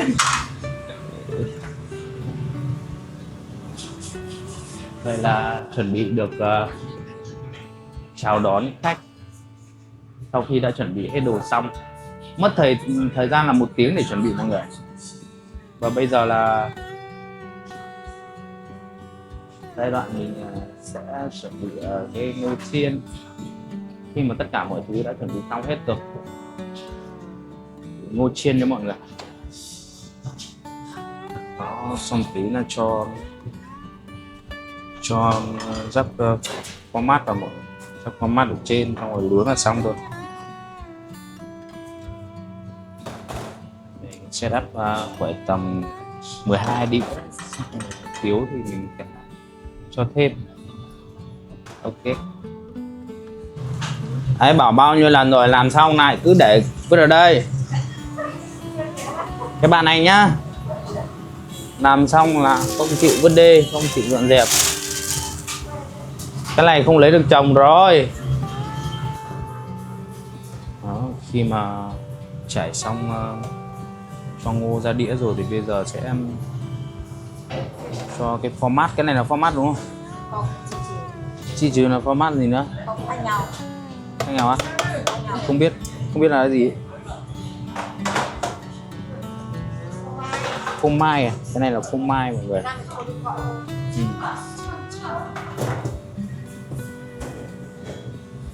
Chuẩn bị đón những vị khách đầu tiên. Chuẩn bị cho lên đĩa. Mọi thủ tục đã được hoàn tất mọi người ạ.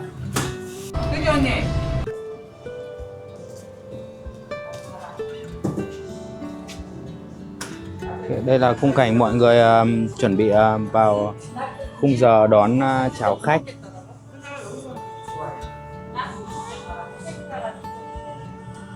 Mọi thủ tục đã được hoàn tất.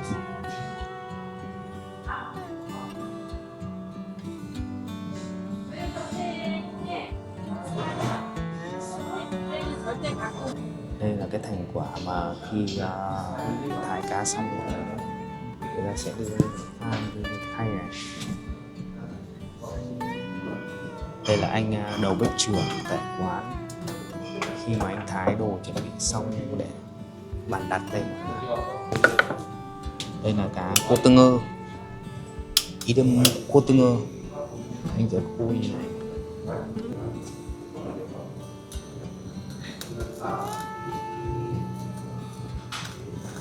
Việt Nam nó gọi là cá thu đó.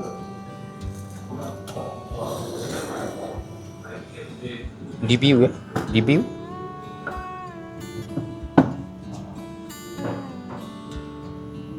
một cái khay cá ở đây là dành cho 4 người ăn mọi người. 4 người ăn, 4 người một bàn. Thái xong rồi sẽ được đẹp như này.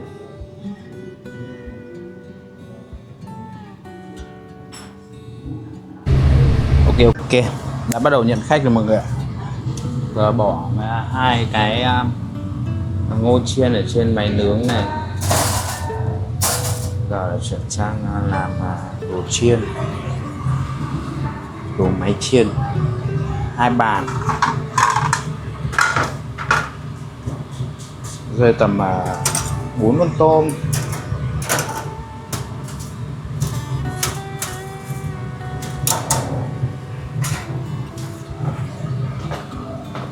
8 cái bánh khoai,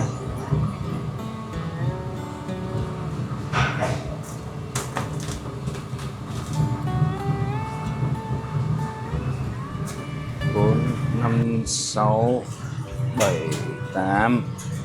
Đây là 2 bàn mọi người ạ. Và tí thịt cá nữa, đầu cá 1, 2, 3, 4. Rồi. Lên đường. Thêm 2 bàn nữa hả em? Tổng là 3 bàn mọi người. Sao không nói luôn là 3 bàn đi?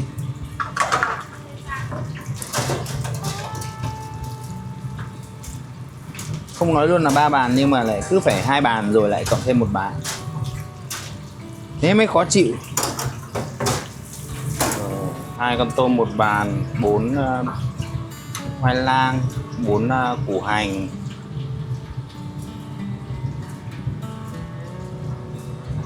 2 miếng cá thành 1 đĩa.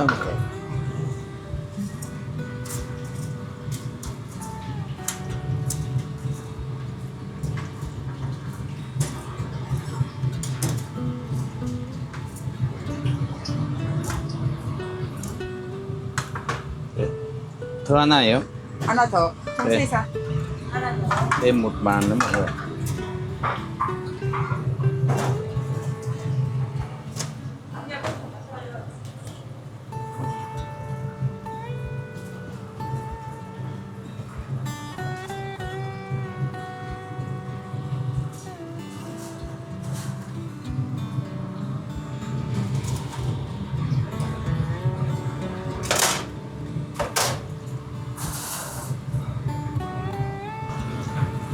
Cái này chỉ cho tầm 10 giây thôi, 10 đến 15 giây là có thể đủ nóng và có thể vớt ra được rồi.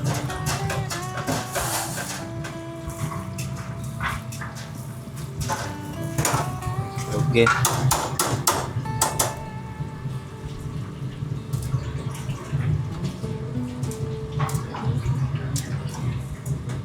Công việc ở trong bếp nó chỉ loanh quanh vài việc như vậy thôi. Nó không có gì gọi là quá khó khăn cả. Khi mà mọi thứ đã chuẩn bị tất cả rồi, khách đến chỉ việc cho vào rồi đưa ra. Cái cháy không? Này kìa. Cháy. Ảo giác không phải đâu. Bye. Sau khi mà cho đồ ra rồi thì sẽ cho đầu cá lên để nướng mọi người ạ. 3 bàn thì sẽ cho 3 cái đầu cá lên nhé.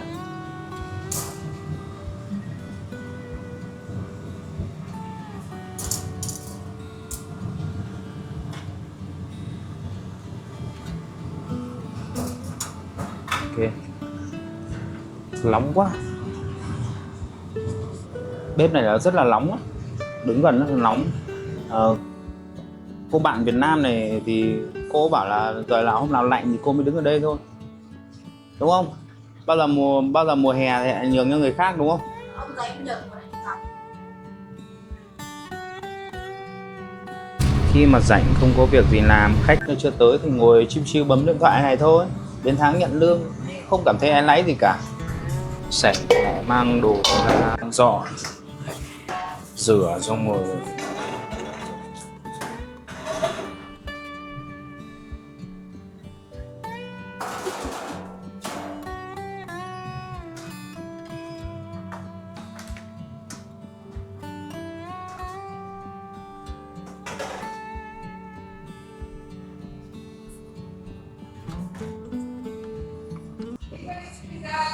Đi.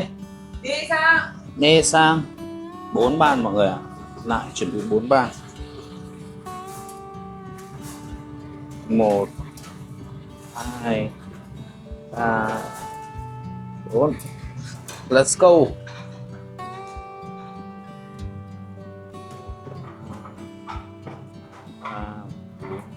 5 6 7 8 9 10 1 2 13 14.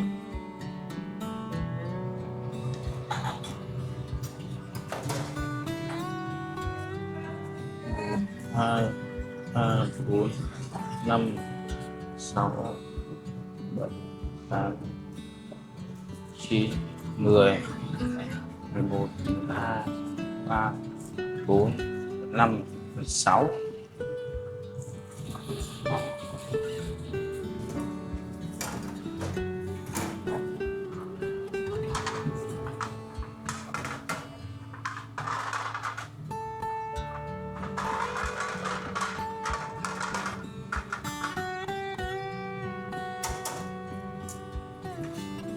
Một lúc người ta đến khoảng tầm độ chục bàn cùng một lúc thì vẫn cân đối để có thể làm được. Cái này nó không phải là thời gian, nó mất thời gian nó quá lâu mọi người.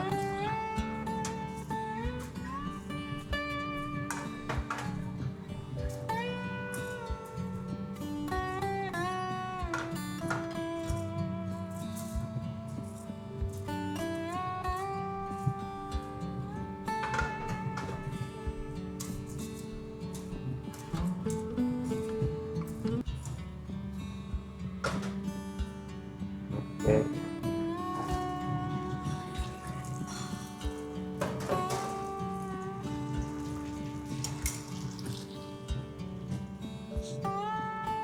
Một, hai, ba, bốn, năm, sáu, bảy, tám.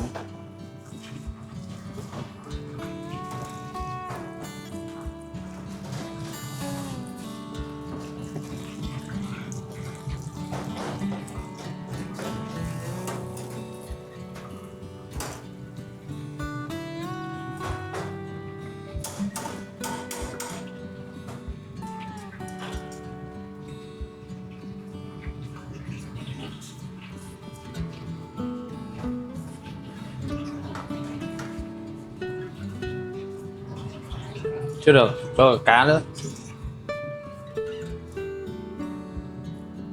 Không rảnh quá. Dành gì? Ừ. Không bao giờ lại nhảy.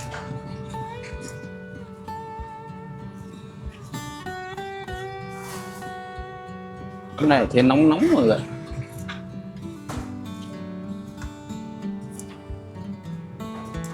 Cho hai người là- nhưng mà em về là chỉ là- Đây, nó mới là người rảnh đúng không? Ê, lại hậu đậu rồi, hậu đậu rồi. Công việc dễ như ăn kẹo mà cũng rơi được cá. Không lấy được chồng đâu.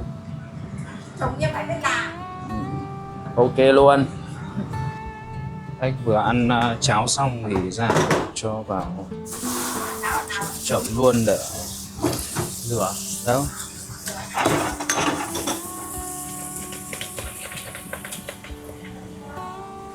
Ngâm trước tí rửa nó sẽ ra là nhanh.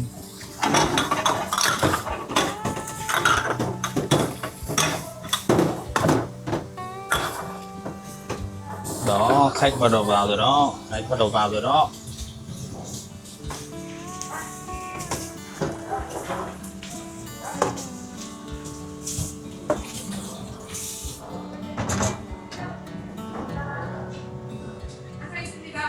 Yeah. Một tổng là 2 bàn vào.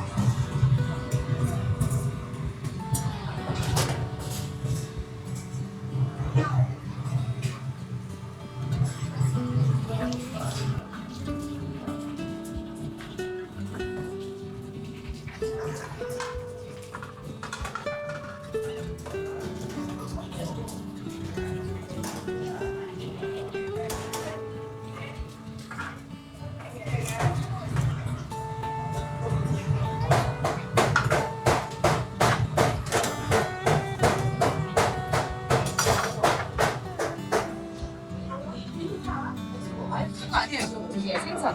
이게 생선까지.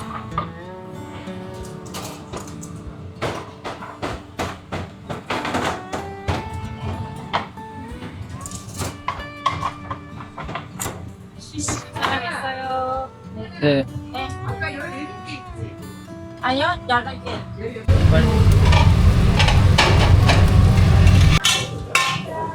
Xa đầu cá được rồi mọi người ơi. Rất là tươi giòn luôn.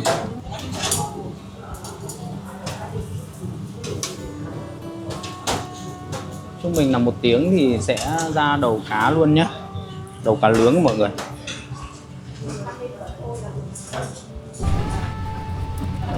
Đầu cá nữa rồi, lại được đầu cá nữa rồi.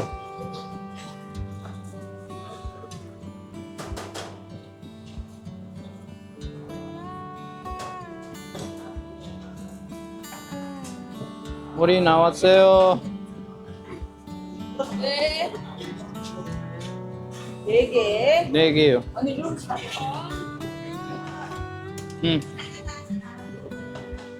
Các ta tí thịt mà không có thịt nó to. Có thêm mấy cái bà, tí nữa đằng nào xong cũng rửa xong rồi thôi, không dùng nữa thôi, cho vào tủ lạnh. Chọn cái nào to to ấy.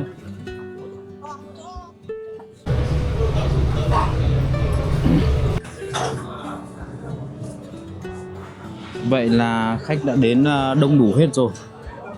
Khách rất đông.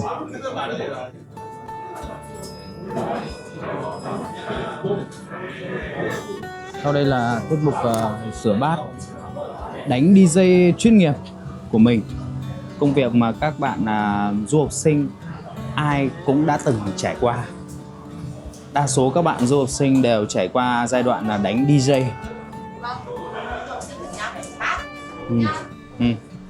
Du học sinh ở nhà có phải rửa bát không? Có phải rửa bát à? Đấy. Bây giờ là giai đoạn đánh DJ mà các bạn du học sinh rất yêu thích bởi vì nó nhàn, nó không phải suy nghĩ nhiều, không phải có quá nhiều kỹ năng trong nhà hàng, mà chỉ cần đôi tay nhanh gọn, không một động tác thừa.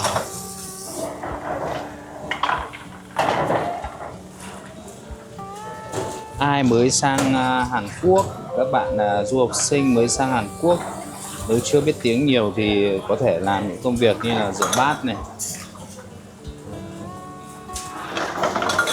Nghề này gọi là nghề đánh DJ, các bạn đã đặt tên cho nghề này là cứ xoay xoay cái bàn tay thôi.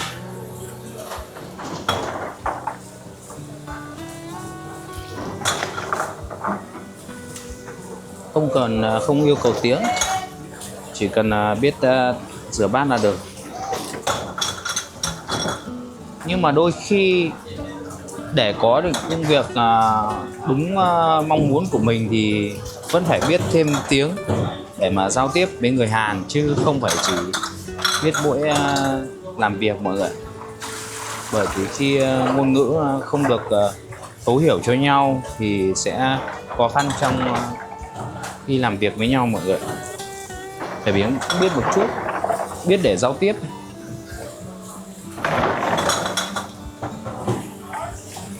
Chỉ biết mỗi xin chào và bây giờ là mấy giờ rồi thì cũng hơi khó đấy. Nên là các bạn ở Việt Nam chuẩn bị có ý định sang Hàn Quốc học tập và làm việc hay là du học thì lên cần trau dồi kiến thức để có một kiến thức nhất định, sang đây đỡ vất vả hơn và dễ xin việc hơn mọi người ạ. Sau khi rửa xong thì chúng ta đem vào máy rửa bát. Máy rửa bát lộ trình của nó là 1 phút là quay xong, rất nhanh gọn. Rửa xong chúng ta đưa vào máy rửa bát.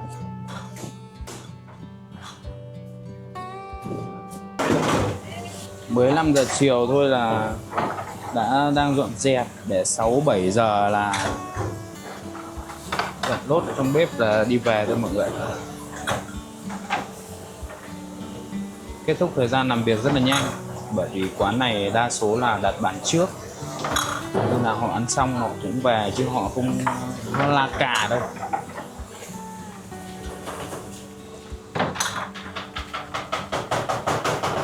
Toàn là tiến sĩ bác học vào đây ăn, nên là họ ăn xong là họ về với vợ con, về với gia đình chứ không có ở lại quá lâu. Đây nè, những bát canh đã chuẩn bị được đưa ra bên ngoài. Canh Hàn Quốc đấy mọi người, nấu bằng xương và củ cải. Thế thôi, rồi cho mấy cái thứ linh tinh vào, thế là thành canh. Trước khi đưa thì cho tí rau vào nữa, thế là thành canh đúng không? Ra để mọi người ơi.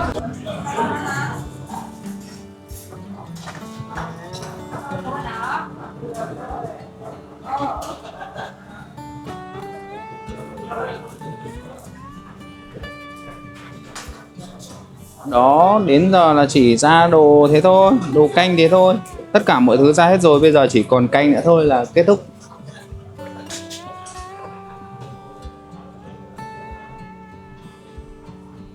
Cô em này năm nay mới 20 tuổi thôi, nhưng mà đã biết kiếm mấy chục triệu một tháng rồi mọi người ạ. Em 18. Vẫn 18, tâm hồn vẫn 18 mọi người nhá. Khi mà mình rửa bát này, mình không biết sắp xếp những cái đồ mà nó có cùng chủng loại với nhau để rửa liền một thể thì nó sẽ rất là mất thời gian mọi người ạ. Nên chúng ta phải biết sắp xếp những cái đồ vật nó cùng thể loại để tiện bề người ta rửa nhanh hơn.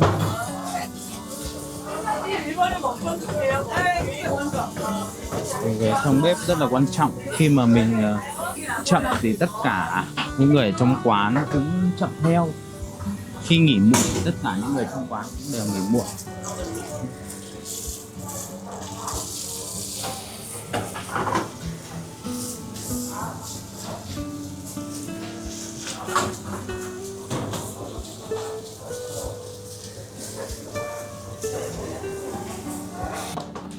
Đó mọi người, khi mà mình không biết sắp xếp đồ đạc để mà rửa thì nhìn nó rất là bừa bộn. Khi mình sắp xếp tất cả những đồ mà chung một thể loại vào rồi thì mình sẽ gọn cái bồn rửa bát.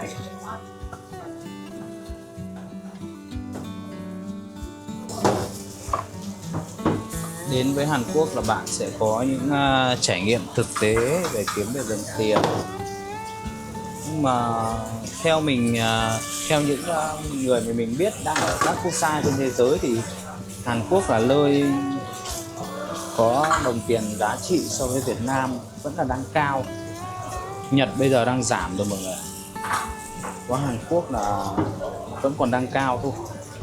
Nhưng mà nếu trường hợp là thấp xuống còn 15 thì khả năng là mọi người cũng về Việt Nam hết, chứ ở bên này không được nhiều.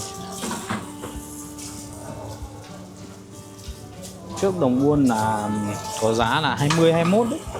Bây giờ nó giảm dần xuống còn 17, 18 rồi mọi người. Có lẽ tầm 15 nữa thì các bạn bên Hàn Quốc sẽ du học ngược ra Việt Nam, bởi vì đồng tiền nó bằng nhau rồi. Thì các bạn sẽ biết được cảnh Việt Nam nó sẽ như thế nào, phải không? Tôi rất mong là chào đón được những bạn Hàn Quốc sang Việt Nam để thưởng thức văn hóa Việt Nam. Ngồi uống rượu này nhưng mà trung bình 1 phút là có mấy chục câu chửi. Toàn là lôi cha lôi mẹ nhau ra để hỏi thăm. Nhưng mà hiện tại thì luật pháp Việt Nam cũng đã bắt đầu nghiêm ngặt lại rồi.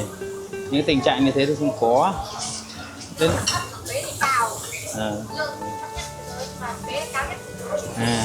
đấy là vấn đề bất cập trong xã hội. Nếu mà cho mình làm chủ tịch nước thì có lẽ là mình sẽ dẫn dắt Việt Nam mình sẽ vươn tầm với các cường quốc châu Phi. Hàng này kêu 네.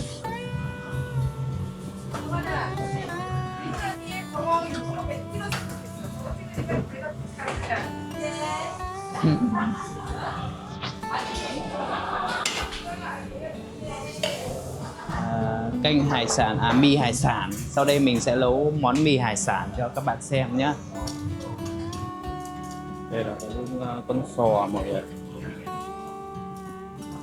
Mì hải sản bên này thì không chỉ có mấy cái con sò rồi con hẹ.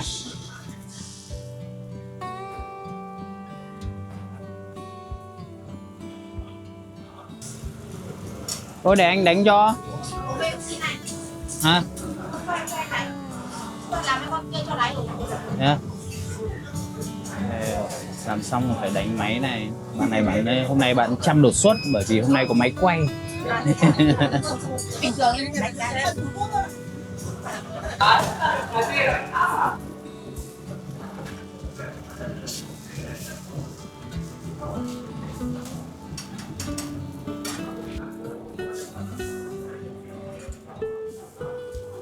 cho mấy cái đồ ngao sò vào là thế là thành mì hải sản mọi người. Xa xa là bóng dáng cô em đang dọn dẹp rất là chăm chỉ, thỉnh thoảng hắt xì hơi. Nào tiếp tục đi. Chưa dọn xong à?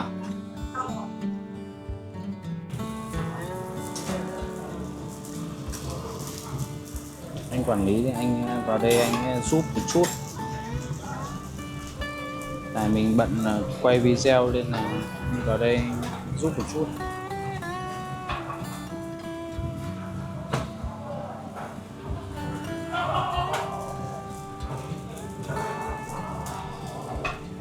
Còn bạn Việt Nam thì bạn đã dọn dẹp xong. Hôm nay có máy quay nên là bạn ấy dọn rất là sạch. Thôi đi. Ok na. Ok na.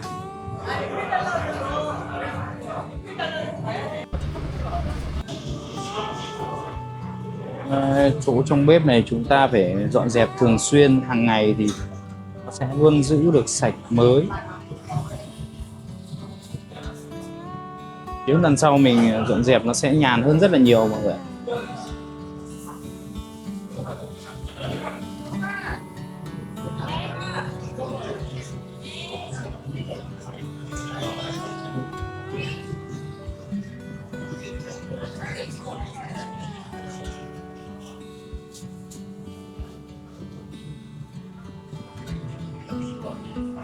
Khi ở ngoài bếp không có gì ăn thì các bà ăn cái món này này. Mì tôm sống mọi người. Đói quá không có việc gì làm, chuyển sang ăn vặt. Đây là khung cảnh khi mà đã đi vào giai đoạn chuẩn bị kết thúc công việc, dọn dẹp và kết thúc công việc. Mới quay à? Lại một bạn Việt Nam, bạn rất là hậu đậu. Mình ném cho bạn nhưng bạn không đỡ được. Bây giờ bạn này đổi tại mình. Mồm thì kêu lém đi. Ấn thế này. Đấy, 진짜. Đây là cái quy trình mà mình. Wow, cái gì đây? Cái đấy nó nóng lắm đây. Chưa nóng, phải rút cái máy ở dưới này để cho dầu nó rơi nó xuống dưới, xong rồi dọn cái trên này xong rồi mới cho dầu ngược trở lại mọi người.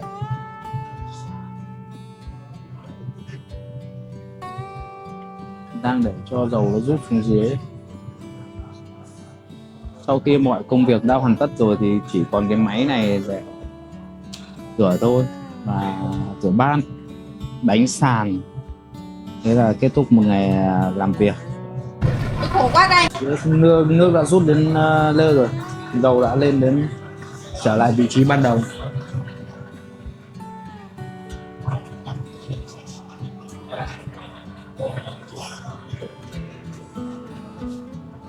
Sau đó là dọn cái máy, đánh cái máy ở dưới.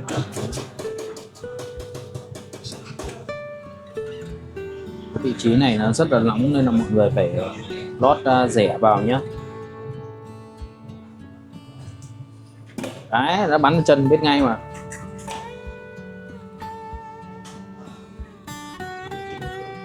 Này, rút ra lại hỏng bây giờ.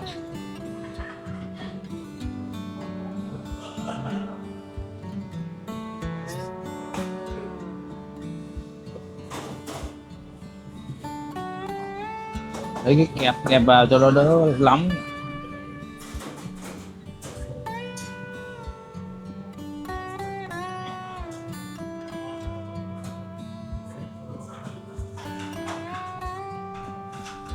Dùng tăng kẹp thì nó chắc hơn đấy. Xong để lắp lại xong quy trình rửa dọn máy tàu mọi người, máy chiên đó. Khi đổ quay ra rồi thì mình sẽ dọn dẹp lại một chút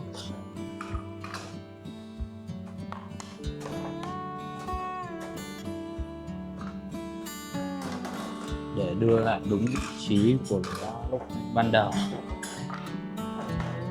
Công việc cũng chỉ có thế thôi mà cả.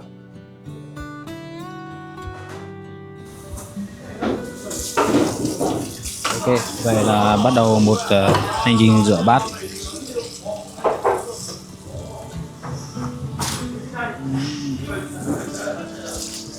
Khi mà các vị khách của chúng ta đã cơm no rượu say rồi, bắt đầu ra về, lác đác ra về rồi, bát đũa đang dồn dập lại cho mình tô rửa.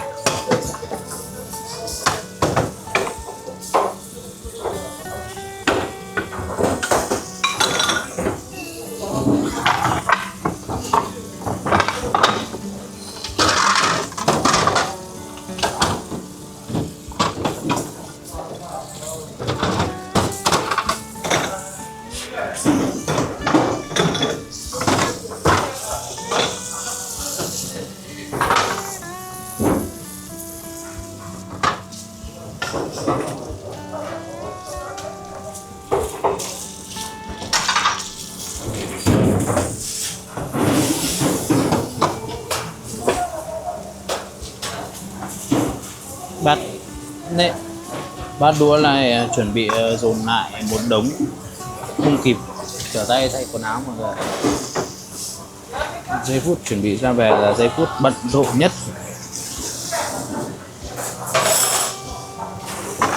Kiếm được đồng tiền bên này không hề đơn giản mọi người, mệt lắm. Đêm về với 4 bức tường lại gặp nhấm với lỗi cô đơn. Bạn rủ đi nhậu phải là đi luôn. Như cô em là đang làm cùng mình thế, bạn ới phát là đi luôn, chưa bao giờ từ chối.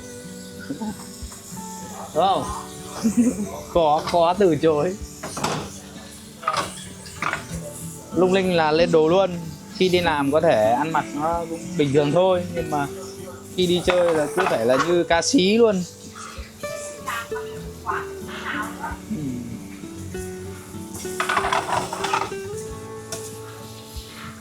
Mới đầu em lên làm thì em hay than là đi làm hay ướt quần ướt áo, thì mình có góp ý kiến là mặc áo mưa thì em không chịu.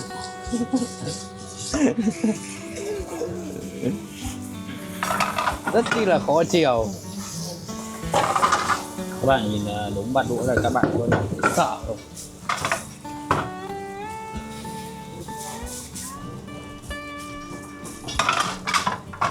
Chưa thấy con trai vào bếp bao giờ đúng không? Thì bây giờ thấy con trai rửa bát này.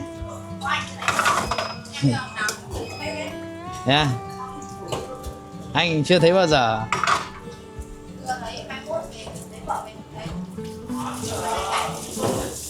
Ok.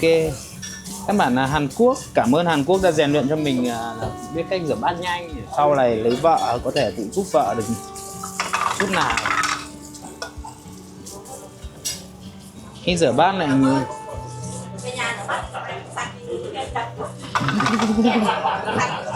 sạch mà.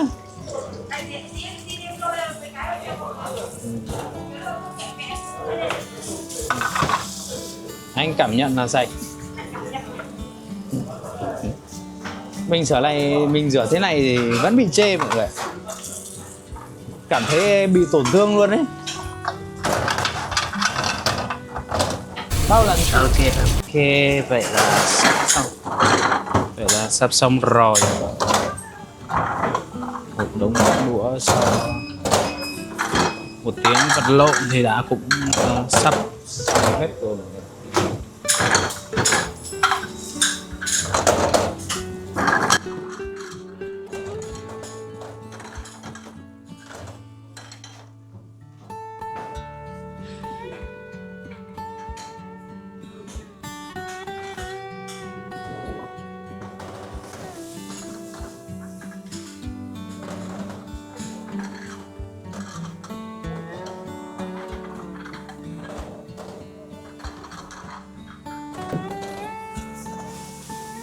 Chuẩn bị đồ sẵn để anh chuẩn bị đồ sẵn để anh đánh sàn đi.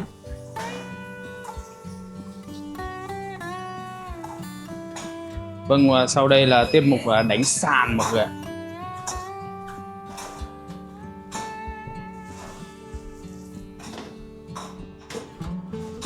Đánh sàn nữa là xong cơ, có thể lên đường đi về rồi.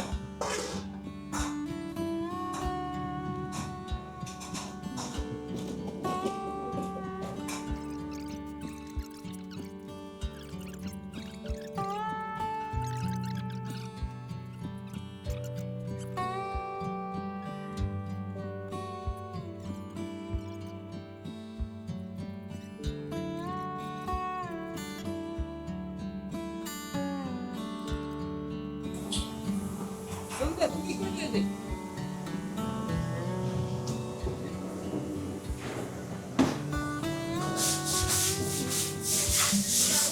Còn trên này nó bảo đi đồng hồ đấy.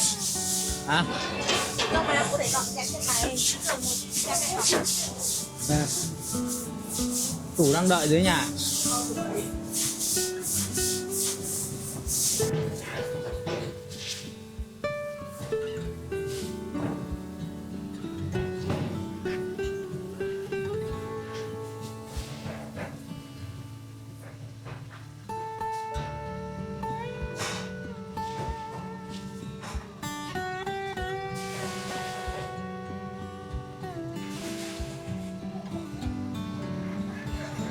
Vậy là một ngày làm việc tại nhà hàng bán cá sống mình đã kết thúc. Một lần nữa xin cảm ơn tất cả mọi người đã theo dõi video của mình và trải nghiệm cùng mình những giây phút làm việc một ngày tại Hàn Quốc tại nhà hàng bán thịt sống. Rất mong mọi người sau này sẽ đồng hành cùng mình để trải nghiệm những công việc khác tại Hàn Quốc sẽ như thế nào. Mình là Mr. Ren. 감사합니다.